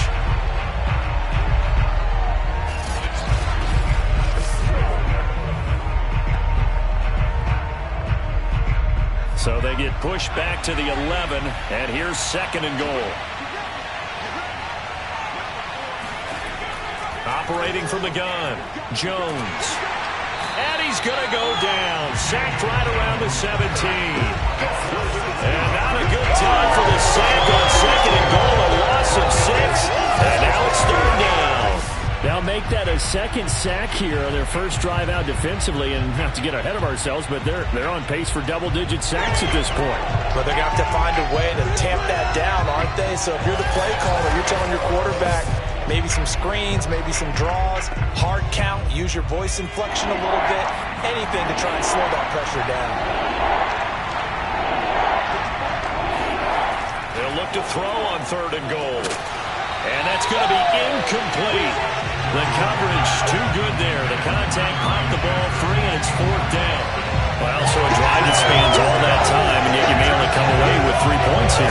Well, your defense, all right, they actually like these long drives. They get to rest over on the sidelines for a while. But when you're not finishing with points in terms of touchdowns, that's frustrating. They've got to figure out how to close out these long drives and get 6s instead of 3s.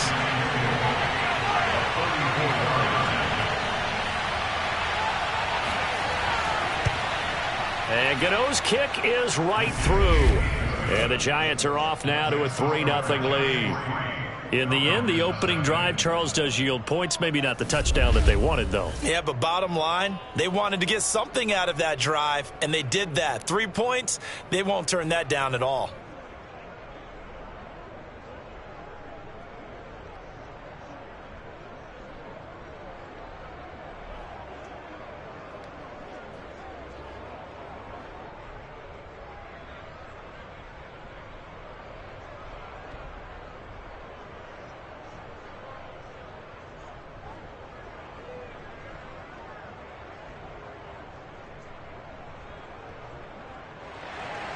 After knocking through the field goal, here's Gano back out there now for the kickoff. And Patterson will not return it. It comes out to the 25. Atlanta takes the field. Their offensive leader, of course, Matt Ryan, the former Boston College Eagle. And when you start with listing a guy's accomplishments like Matt Ryan's, all these years in the league, near the top of the league in completions and percentage, touchdowns each and every year, has won an MVP, taken his team to the Super Bowl. You're talking about a guy who might be finished, but he still has gas left in the tank. Big right arm, great leader, the face of his franchise.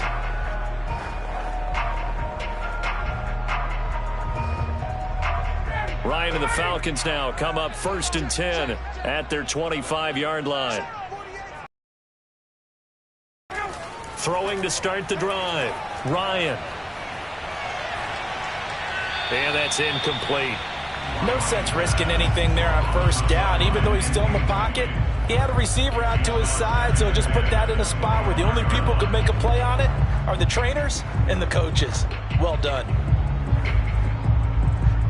So the incompletion, and now it's 2nd and 10, again from the 25-yard line. Opening carry of the game for Cordero Patterson. And this Giants defense getting off the ball quickly. They stop him behind the line again. 3-0 after 1 on EA Sports. Back now in Atlanta's second quarter action. The Falcons with the football as they've got it with a 3rd down coming up.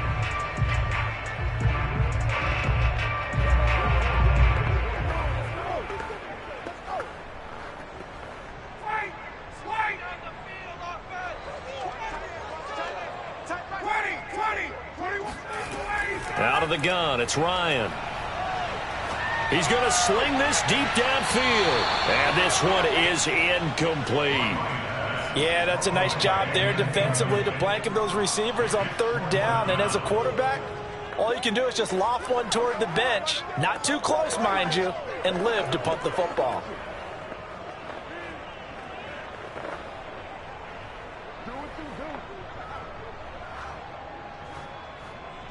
Here's Thomas Morstead on now to punt it away on 4th down. Back deep, the dangerous Pharaoh Cooper.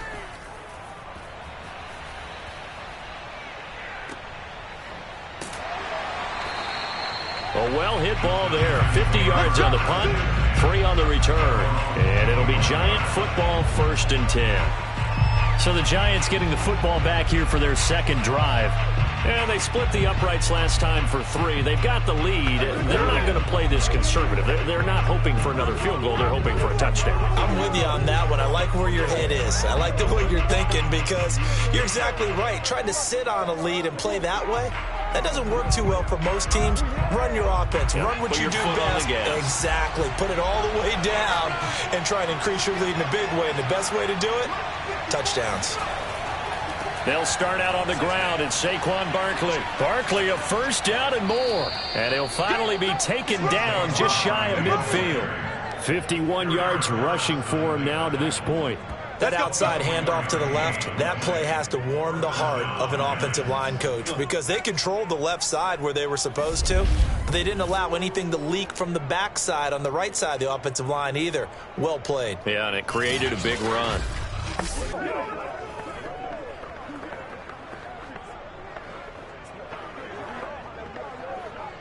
So one play, and they're already just shy of midfield. Now Saquon Barkley. And nothing doing. He's immediately taken down at the line of scrimmage. A.J. Terrell coming up to make the play. You don't see that a ton, do you? Or the cornerback coming over to the middle of the field to make a run tackle. That's someone with a ton of confidence to feel like nothing is pressuring him on his side of the field. Sees that the ball's moved to the middle and just sprints over there to help out. He ends up getting the tackle. Well played. Jones throw taken in by Slayton. 8 yards on the completion, but now they face 3rd down.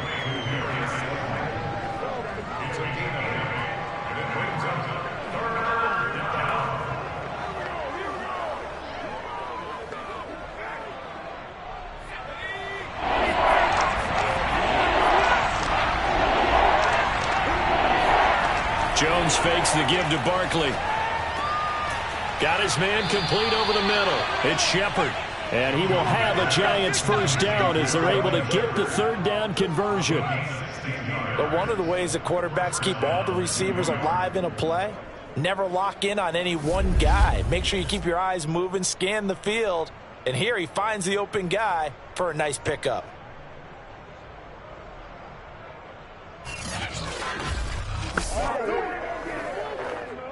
They had to settle for 3 last drive, hoping this second go-around ends in 6. In good position, 1st and 10. A handoff to Barkley. They get him to the ground right on the cusp of the red zone after a pickup of 5 or 6. And there's a run to be happy with. Good, solid yardage. He'll take that anytime you hand the ball to a back. The last run got 6. Now 2nd and 4. Looking to throw. Jones. Open man right side is Ingram. Many different ways to create space, but on that play, he did it with that big, wide body of his. Didn't get a whole lot of yardage on the play, but it did what it was supposed to. Pick up a first down. So the ball down to the 16 here for 1st and 10.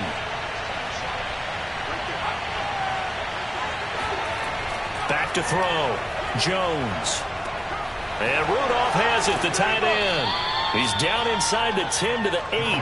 And it comes on a gain of 8. Nice rhythm throw there on 1st down. He located his tight end, made it a nice, easy pitch and catch. Hoping he can break a tackle or two. Wasn't able to do that there, but still good yardage. Ball on the 8, 2nd and 2.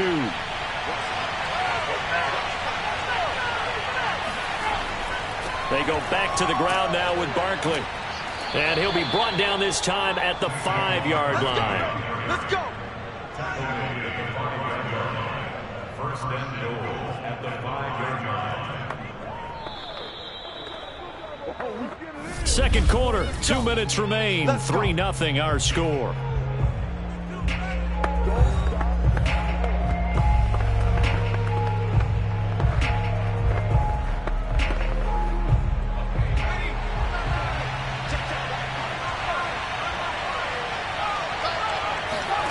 Here's Jones. From the gun, he'll throw. This is caught. Touchdown, Giants. It's Daniel Jones finding Evan Ingram. And the Giants are able to grow their lead. You get down near the goal line, this is where having a sure-handed tight end becomes a luxury, and it pays off big time, especially when the defense sells out against the run, and he finds himself open for an easy touchdown.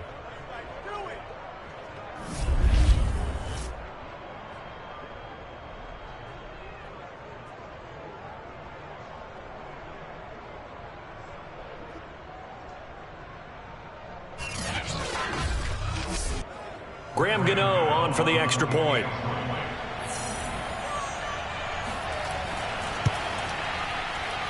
It's up and good, and that'll increase their lead to 10-zip. That time, a 9-play drive, and it was polished off by a Giants touchdown.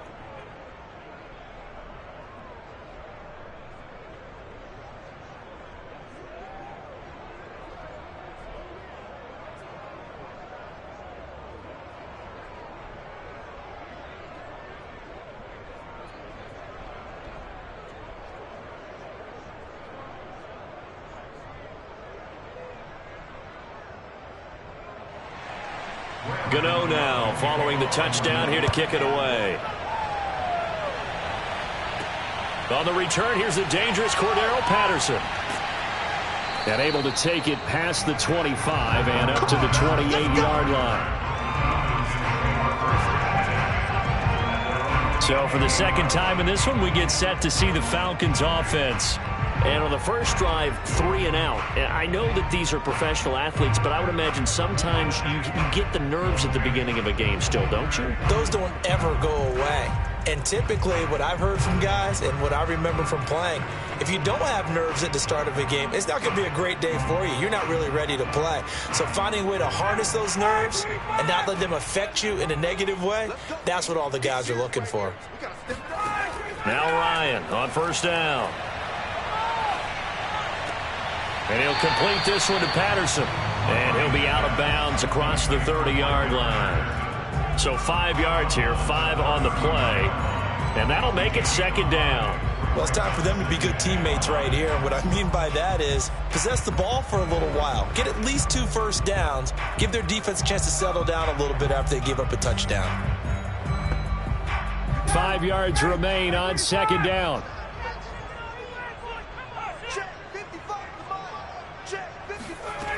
From the shotgun, Ryan. Oh, he tries to force it in, and it's intercepted. It's Matt Ryan, picked off by Logan Ryan.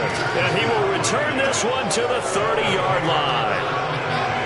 Well, certainly not his best throw that time, and not a good time to make it, Charles, when they were in nickel with 5 defensive backs on the field. And that's exactly why you have those 5 DBs out there. You want extra speed on the field. guys who have ball skills and understand what the passing game can do, and gives them a chance to react and make a play on the football, and they take one of those away.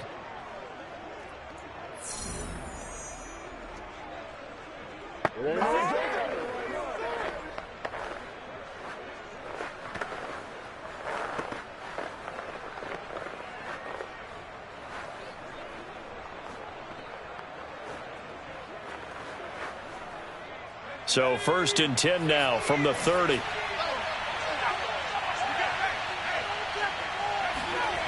Throwing to start the drive. Jones. Flushed out right. And he'll protect himself at the end here as he winds up getting pretty decent yardage. He'll get 10 there all on his own, but it'll be 2nd down. Well, he did a nice job keeping his eyes downfield, waiting for someone to get open. But once the pressure forced his eyes down to see the rush, it was time to make a break for it.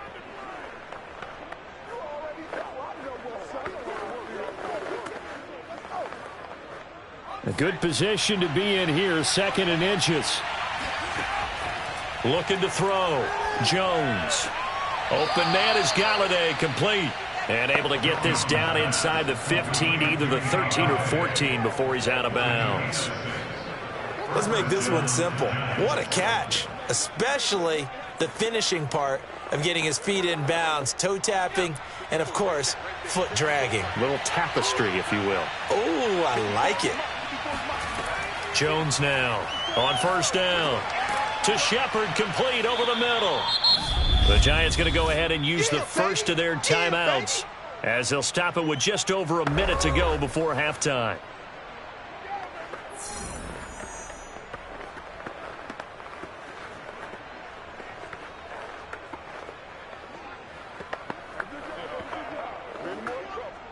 Ball on the 8. It's 2nd and 4. Back to throw. Jones toward the end zone, but that's going to wind up incomplete. They may be snapping the ball near the goal line, but all you're thinking defensively, keep them out of the end zone. Force the incompletion, force them into going for 3, and not giving up 6.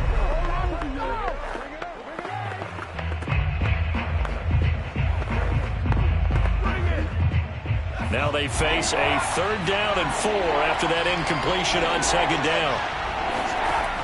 Again, he'll drop to throw. Dancing to his, and he will take it on in for a giant touchdown. They can't stop you. Daniel Jones, an 8-yard touchdown run. And the Giants add on to their lead. That score that they just gave up there, that's a tough one for their defense to swallow because they've had a tough time through the first 2 quarters. They really were determined to get a stop there. Unable to do so, that makes their comeback hopes that much more difficult.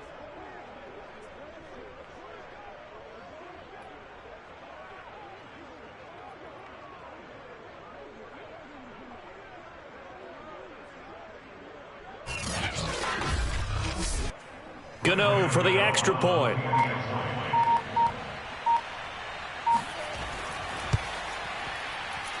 He's got it, and it's 17-0.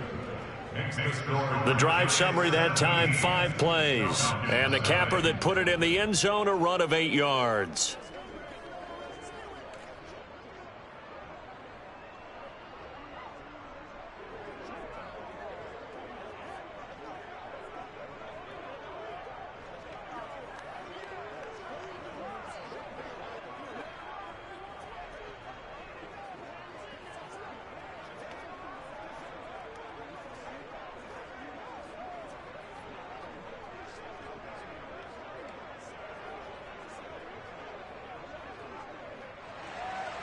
Gano now following the touchdown here to kick it away.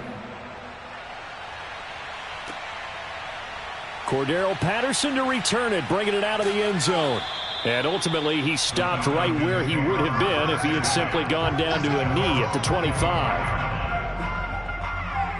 And the Falcons now going to go on offense late in this first half. And with a 3-score deficit staring them in the face, they might have to press the issue here and try to get points out of this drive.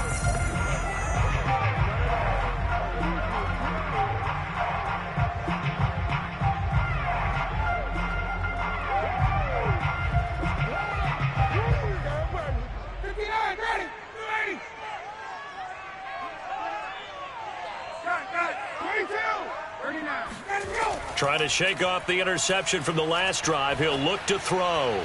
He's going to air one out. It's incomplete. Took a shot, couldn't connect. Love the idea, love the concept, but you got to leave a little room on the sideline so he can fade into it when he makes the catch. That was thrown too close to it for the receiver to make a play. So following the incompletion, here's 2nd and 10 from the 25.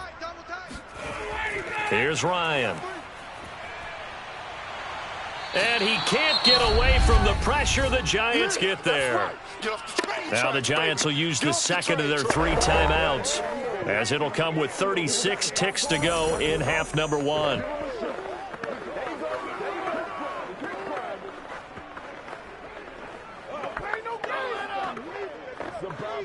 So the sack pushes him back, and now 3rd and long for Ryan and the Falcons.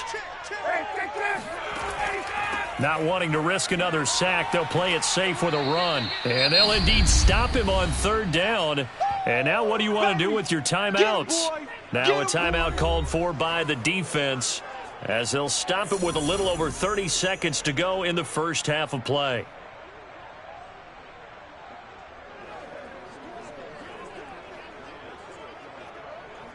Here's Thomas Morstead now, as the drive goes backwards, so he's on to punt it away.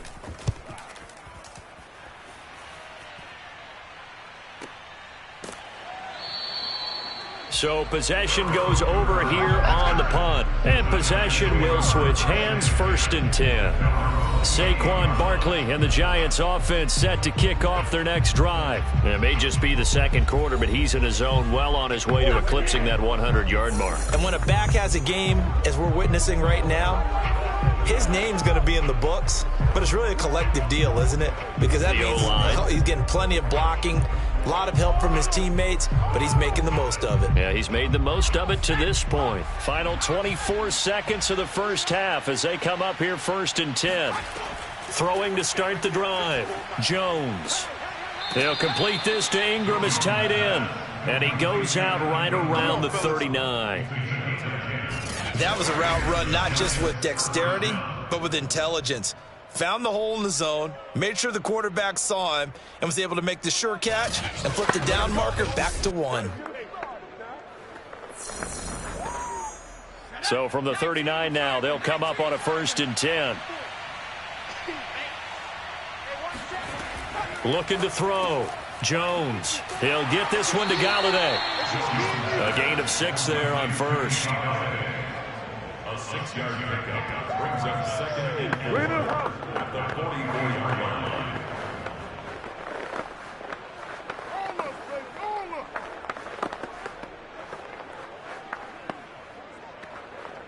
So we come upon halftime here with the visiting Giants out on top. As we'll send you down to Orlando, and we check in with Jonathan Coachman for our EA Sports Halftime Report. Coach. All right, Brandon, thanks very much. Welcome, everybody, to our abbreviated version of the EA Sports Halftime Report. First, though, time for a check of the next-gen stats from that first half for the Giants. And the ground game has been a big part of why they have this big lead. And you have to figure they'll lean on it a little bit more in the 3rd and 4th quarters. Meanwhile, for the Falcons, they did not have the same kind of success on the ground. They struggled to get the run game going to this point, as you see there. All right, Coach, thank you, and we welcome everyone back for quarter number 3.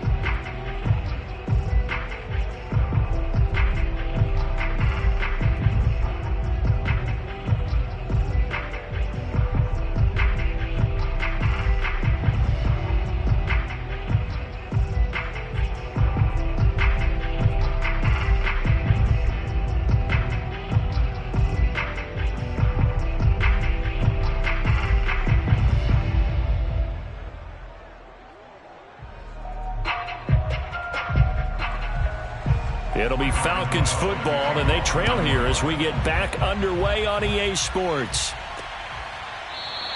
And we will not have a run back here as the second half starts with a touchback.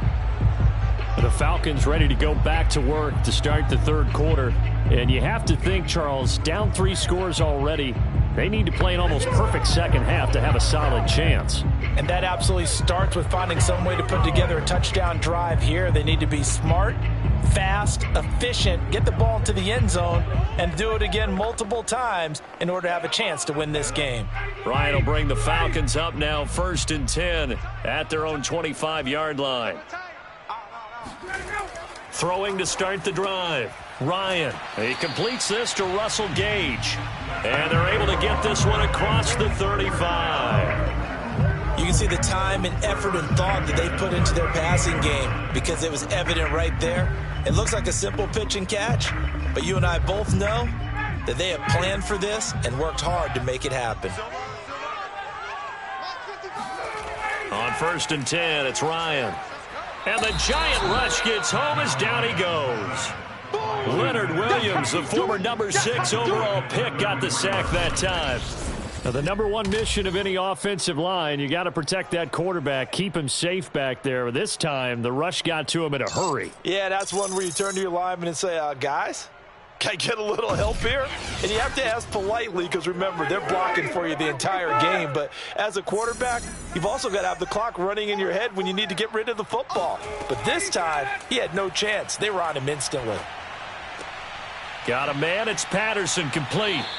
And he'll bring it up here to right at the 40-yard line. And we see another pitch and catch there to the running back. This position just continues to evolve. They become just as critical to the passing attack as a lot of receivers, tight ends, because their ability to make people miss in the open field can really generate big plays for an offense. On 3rd down, Ryan. And that is incomplete.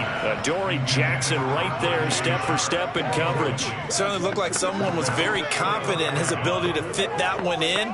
I would say he was overconfident because there wasn't a whole lot of separation there. Had that one covered pretty well downfield and knocked it away. Here's Thomas Morstead now as he's on to punt for Atlanta.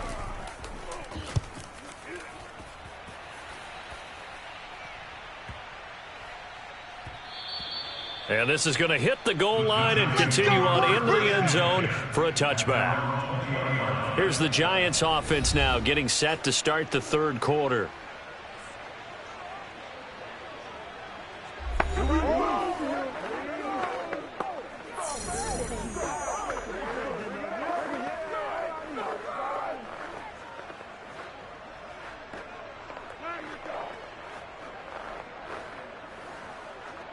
Jones and the Giants now with a 1st and 10 at their own 20-yard line. Throwing to start the drive. Jones. It's hauled in by Shepard. And they'll get 8 out of this before being stopped at the 28. It's a gain of 8. Brings up 2nd and 2 at the 28-yard line.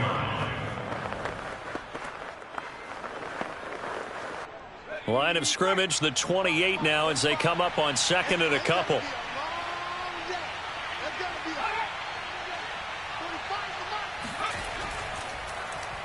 A chance to run here for Galladay. And he gets this up across the 35 before he's out of bounds. An 8-yard pickup. Anytime the offense shows what they call a shot play or a chunk play where they're trying to get big yardage, sometimes people just call it gadget plays, and you hold it to a gain that we just saw there, you feel pretty good about yourself as a defense.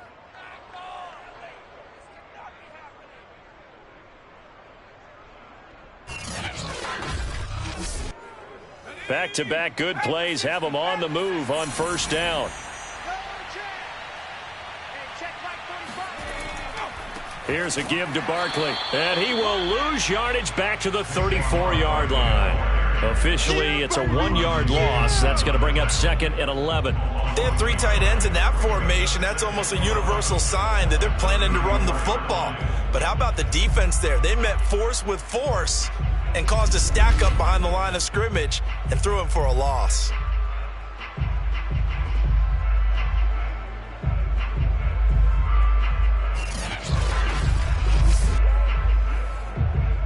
So after the loss of a yard, they'll look to push forward here on 2nd down and 11. Back to throw. Jones. forced out to his left. And he'll slide to a halt here, still a little shy of the first down marker. He'll end up getting 5 out of that, but now they're looking at third down. Now, how about that play? He took a possible negative and turned it into positive yardage and slid down to avoid taking a big shot. Excellent job getting down and avoiding the big hit. Now whistles here and a flag down. I think a Giant jumped early. And maybe they were coming with a blitz that time and it caused a jump. I think if we saw it, you know that they saw it. Might have been a little discussion down there. Bad guys coming. Pick them up. Pick them up. And someone jumped.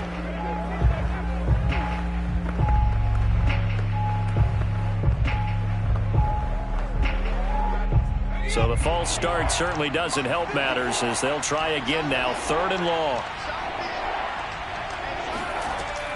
From the gun, Jones throwing deep for Galladay. And that is intercepted on the sideline. Wait, no. They'll say no. It was caught out of bounds. So this is just an incompletion here. So 1 first down on that drive, and that's it. Forced to take the deep shot on 3rd down and couldn't hit it. Now they have to punt this one away. Here's Riley Dixon now. And the way this offense has moved the ball, he hasn't been needed till here in the 3rd.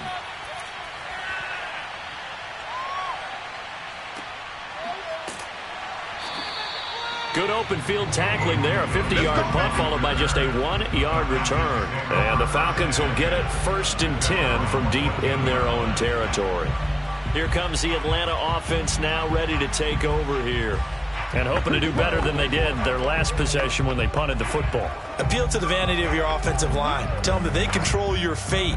Leverage guys. Win the line of scrimmage. If you do that, you start to win 1st down. You win 2nd down. And guess what? You start accumulating 1st downs. And that's what they need in order to not punt the ball again. Ryan and the Falcons now come up 1st and 10 at their own 14-yard line. They're going to start the drive here on the ground with Patterson. Dances by at the 20. And he'll use his blockers to get this up over the 20 to the 21. 7 yards on the pickup there, and it'll leave them with a 2nd and 3. Well, no matter how they phrase it, staying on schedule, staying ahead of the sticks, whatever you want to call it, 7 yards on 1st down, that fits the bill. 3 yards remain for 2nd down. Once more, they turn to Patterson. And down he'll go at the 25. Well, they certainly have been able to get him going and establish the run, so I think it's time to abandon that plan and start chucking it all over the park. And you know who's excited about that? The defensive front. They got a chance to pin their ears back and get after him now.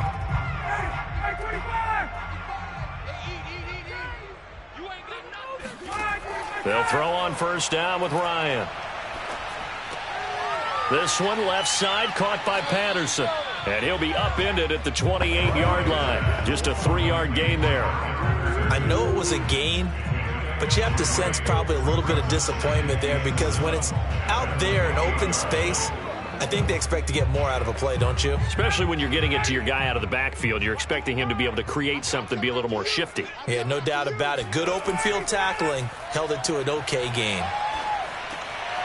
Here's a throw to his running back. It's complete. And he gets this one just shy of the 40. They'll mark him down at the 39. Another catch for him there on this drive, Brandon, and it looks like they're going to utilize him out of the backfield anyway. And that time they pick up a 1st down. So now on defense, do you assign a man to him and try and cover him before he gets going? They'll run on 1st down. It's Patterson, and he'll be brought down on what's going to turn out to be the final play of this 3rd quarter. 3 quarters have come and gone. We'll return with more after this break. You're watching the NFL on EA Sports. Back now here on EA Sports. It's the Falcons. They'll have the football, but trailing on the scoreboard as we get set to begin the 4th.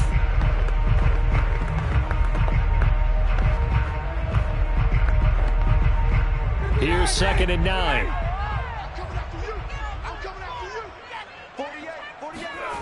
Now it's Ryan.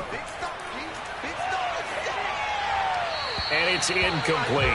Well, the trials and tribulations of being a quarterback in this league, it's tough. It's got to be wearing on him out there. Well, he has been sacked a number of times. He had an interception, so I'm going to give him a skosh of credit for hanging in there and trying to make something happen, despite the amount of pressure he's been under this entire game. The Falcons on third down. 0 for 3 to this point. They could use a conversion. This is 3rd and 9. From the gun, it's Ryan. That ball nearly intercepted, but he could not hang on. Oh, pick there certainly would have been nice. Instead, at least it'll be 4th down. At this point in the game, they've got to continue to try anything they can. They're still working at it, even though this one feels like a lost cause. All right, they're going to try and keep hope alive here on 4th down. They're going for it. Here we go. It's Ryan on 4th down. And that is incomplete. The Falcons go for it, but it doesn't work out. And the Giants are going to take over in great field position.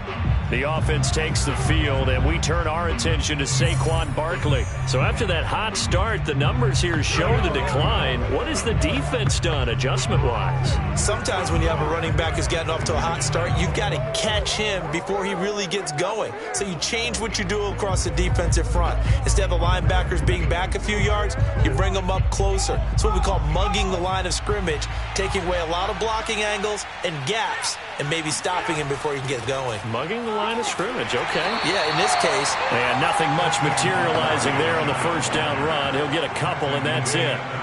Brandon, I've got to think this offensive line has got some smiles on its faces. And I know it sounds crazy, but they practiced for this back in training camp. They knew they'd be in situations where it'd be extra defenders in the box coming after them, trying to keep them from locking down a game.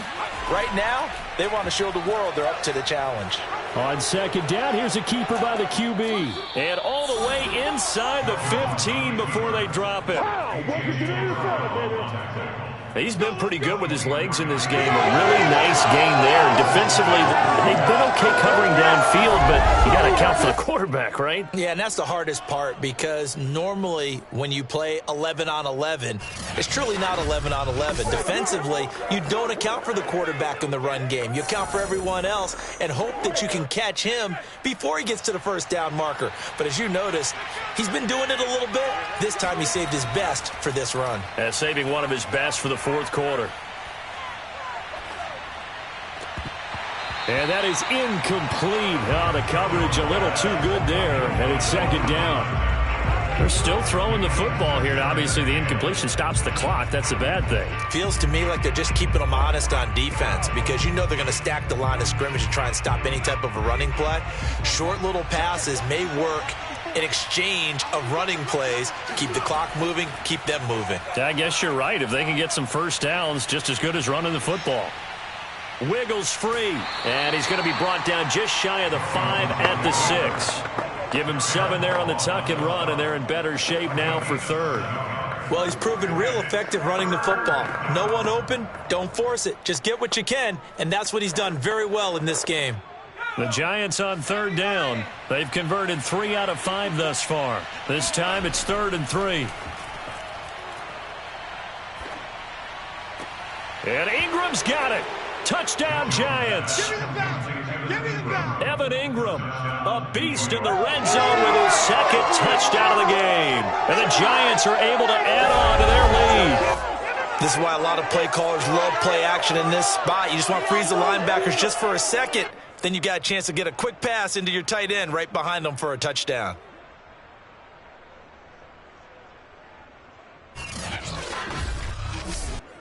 Gano now to add the extra point.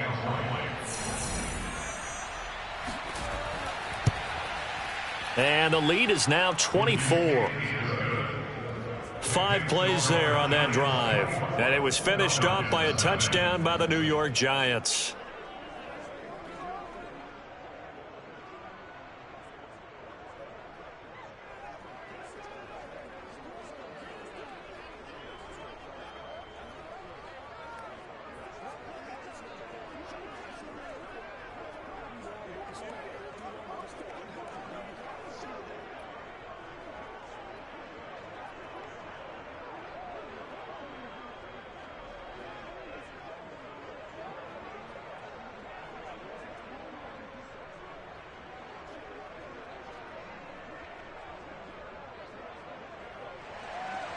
Gano now following the touchdown here to kick it away.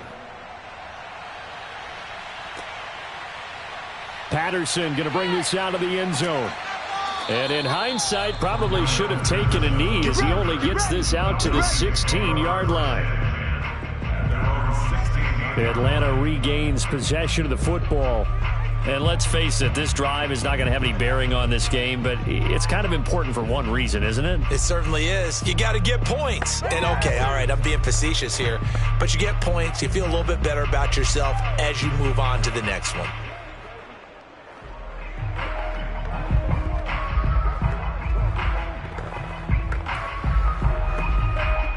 Ryan will bring the Falcons up now 1st and 10 at their own 16. Throwing to start the drive. Ryan. And this is incomplete. Well, it just seems like all game long there hasn't been a lot of sync quarterback to wide receiver on this side of the football. They haven't been on the same page, quarterback and receivers. Heck, they haven't been on the same grease board when you draw plays up. They haven't been on the same surface tablet that you look at on the sidelines. Nothing's worked for them. They've got to find a way to start matching each other's movements. To throw again on 2nd down. Ryan. He's going to have the hook up to Gage. Brings it up just shy of the 25. Showed some of that quickness there on the move. They get 7 out of that, so they're left with a 3rd and 3. You got the big lead defensively. Willing to give them that underneath stuff, right? And this is why you work on your tackling. Tackle them after the catch, inbounds, keep the clock running. Just go ahead and bleed the game out that way. Ryan now to throw on 3rd down. Got a man, and he hits him in stride. And he is going to have a Falcons 1st down as they're able to get the 3rd down conversion. Well, this game was decided a while ago, and that completion there is going to artificially inflate his passing numbers. So right now, the only one really applauding probably his agent as he thinks about angling for a new contract.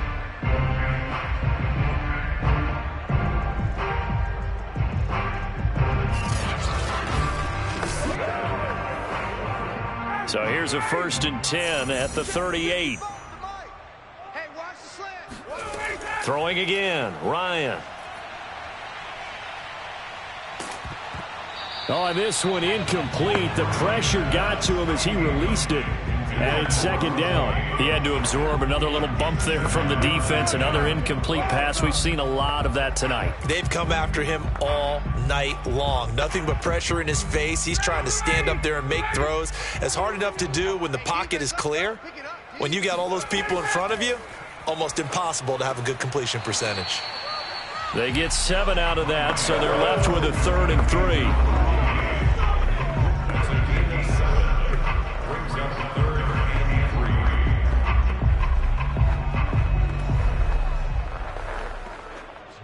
And this will probably be the final play before the 2-minute warning. From the gun on 3rd down, Ryan. He finds his man, complete. That's Patterson. And he's able to take it across midfield before going out of bounds. Well, they certainly had success throughout this contest getting him the ball in the passing game, and there he picks up another 1st down. Whatever they saw going into this one, they've been able to capitalize on it, and no adjustment has been made to take it away. So the drive takes them into Giants territory now, 1st and 10 at the 49-yard line. Here's Ryan to throw. His throw incomplete. And we are inside of 2 minutes left in this lopsided affair.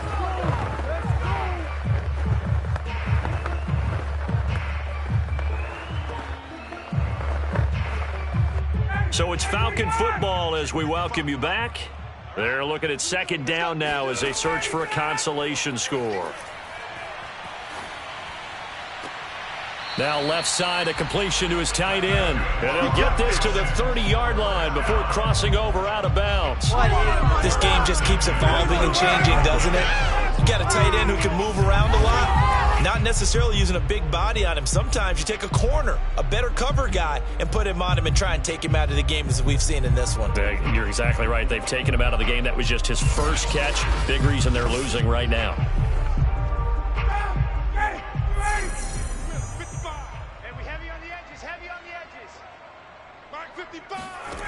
Ryan will throw again.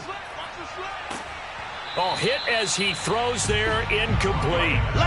We've seen this quite a few times in this game. Offensive line unable to keep leverage, unable to keep people away, facing a lot of pressure. Fortunate just to get rid of it. One of the reasons they're down is that inability, though, to stop the pressure. We saw another example of it there.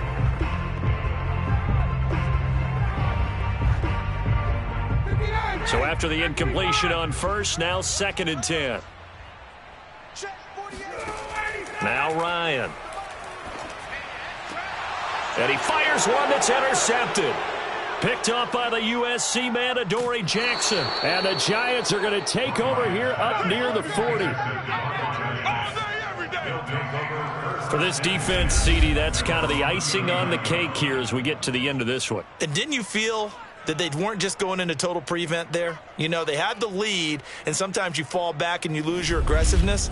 Not in this case. They were still making a play on the football, and look how that one turned out. They may have salted this one away.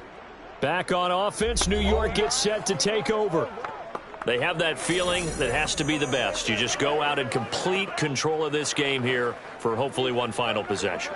And it's a culmination of preparation that began with something along the lines from the head coach of, we're going to win this weekend, and here's how we're going to get it done. And covered all the details that went into it. They practiced them. They went over them. They tweaked the game plan as the week went on. And to find it all coming together and see it finish this way, makes them happy. Oh, that's satisfying for them. Yeah, they were very, very good. Now the last stages of this one. I have to chuckle to myself a little bit, Brandon, because right now I could be in that huddle with that offensive line. And I know exactly what they're saying. If you call a pass play here, we're going to call timeout. Run the football. We've got control of this thing. Get him behind us and let's go. Their time to shine. 2 yards the gain there, and now they're left with a 3rd and about 4 for a first. You know that old expression, it's not my night? It hasn't been his so far. I don't know if the legs are a little bit heavy. Sometimes having to hang out all day and play doesn't exactly play to your advantage, but it's been a tough go for him. And every time he looks up, somebody's there defensively. That was the same case on that play. Now Jones. And he'll find Galladay. That's complete. And they're well past midfield, just a yard or two shy of the 40. A gain of 15. First down, New York.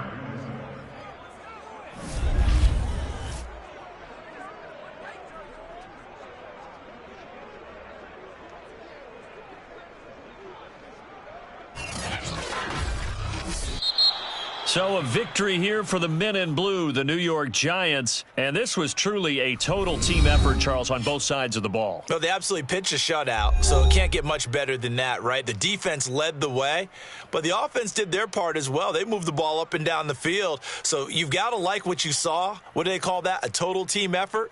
I think when it's time to hand out game balls, guys from both sides will end up getting one.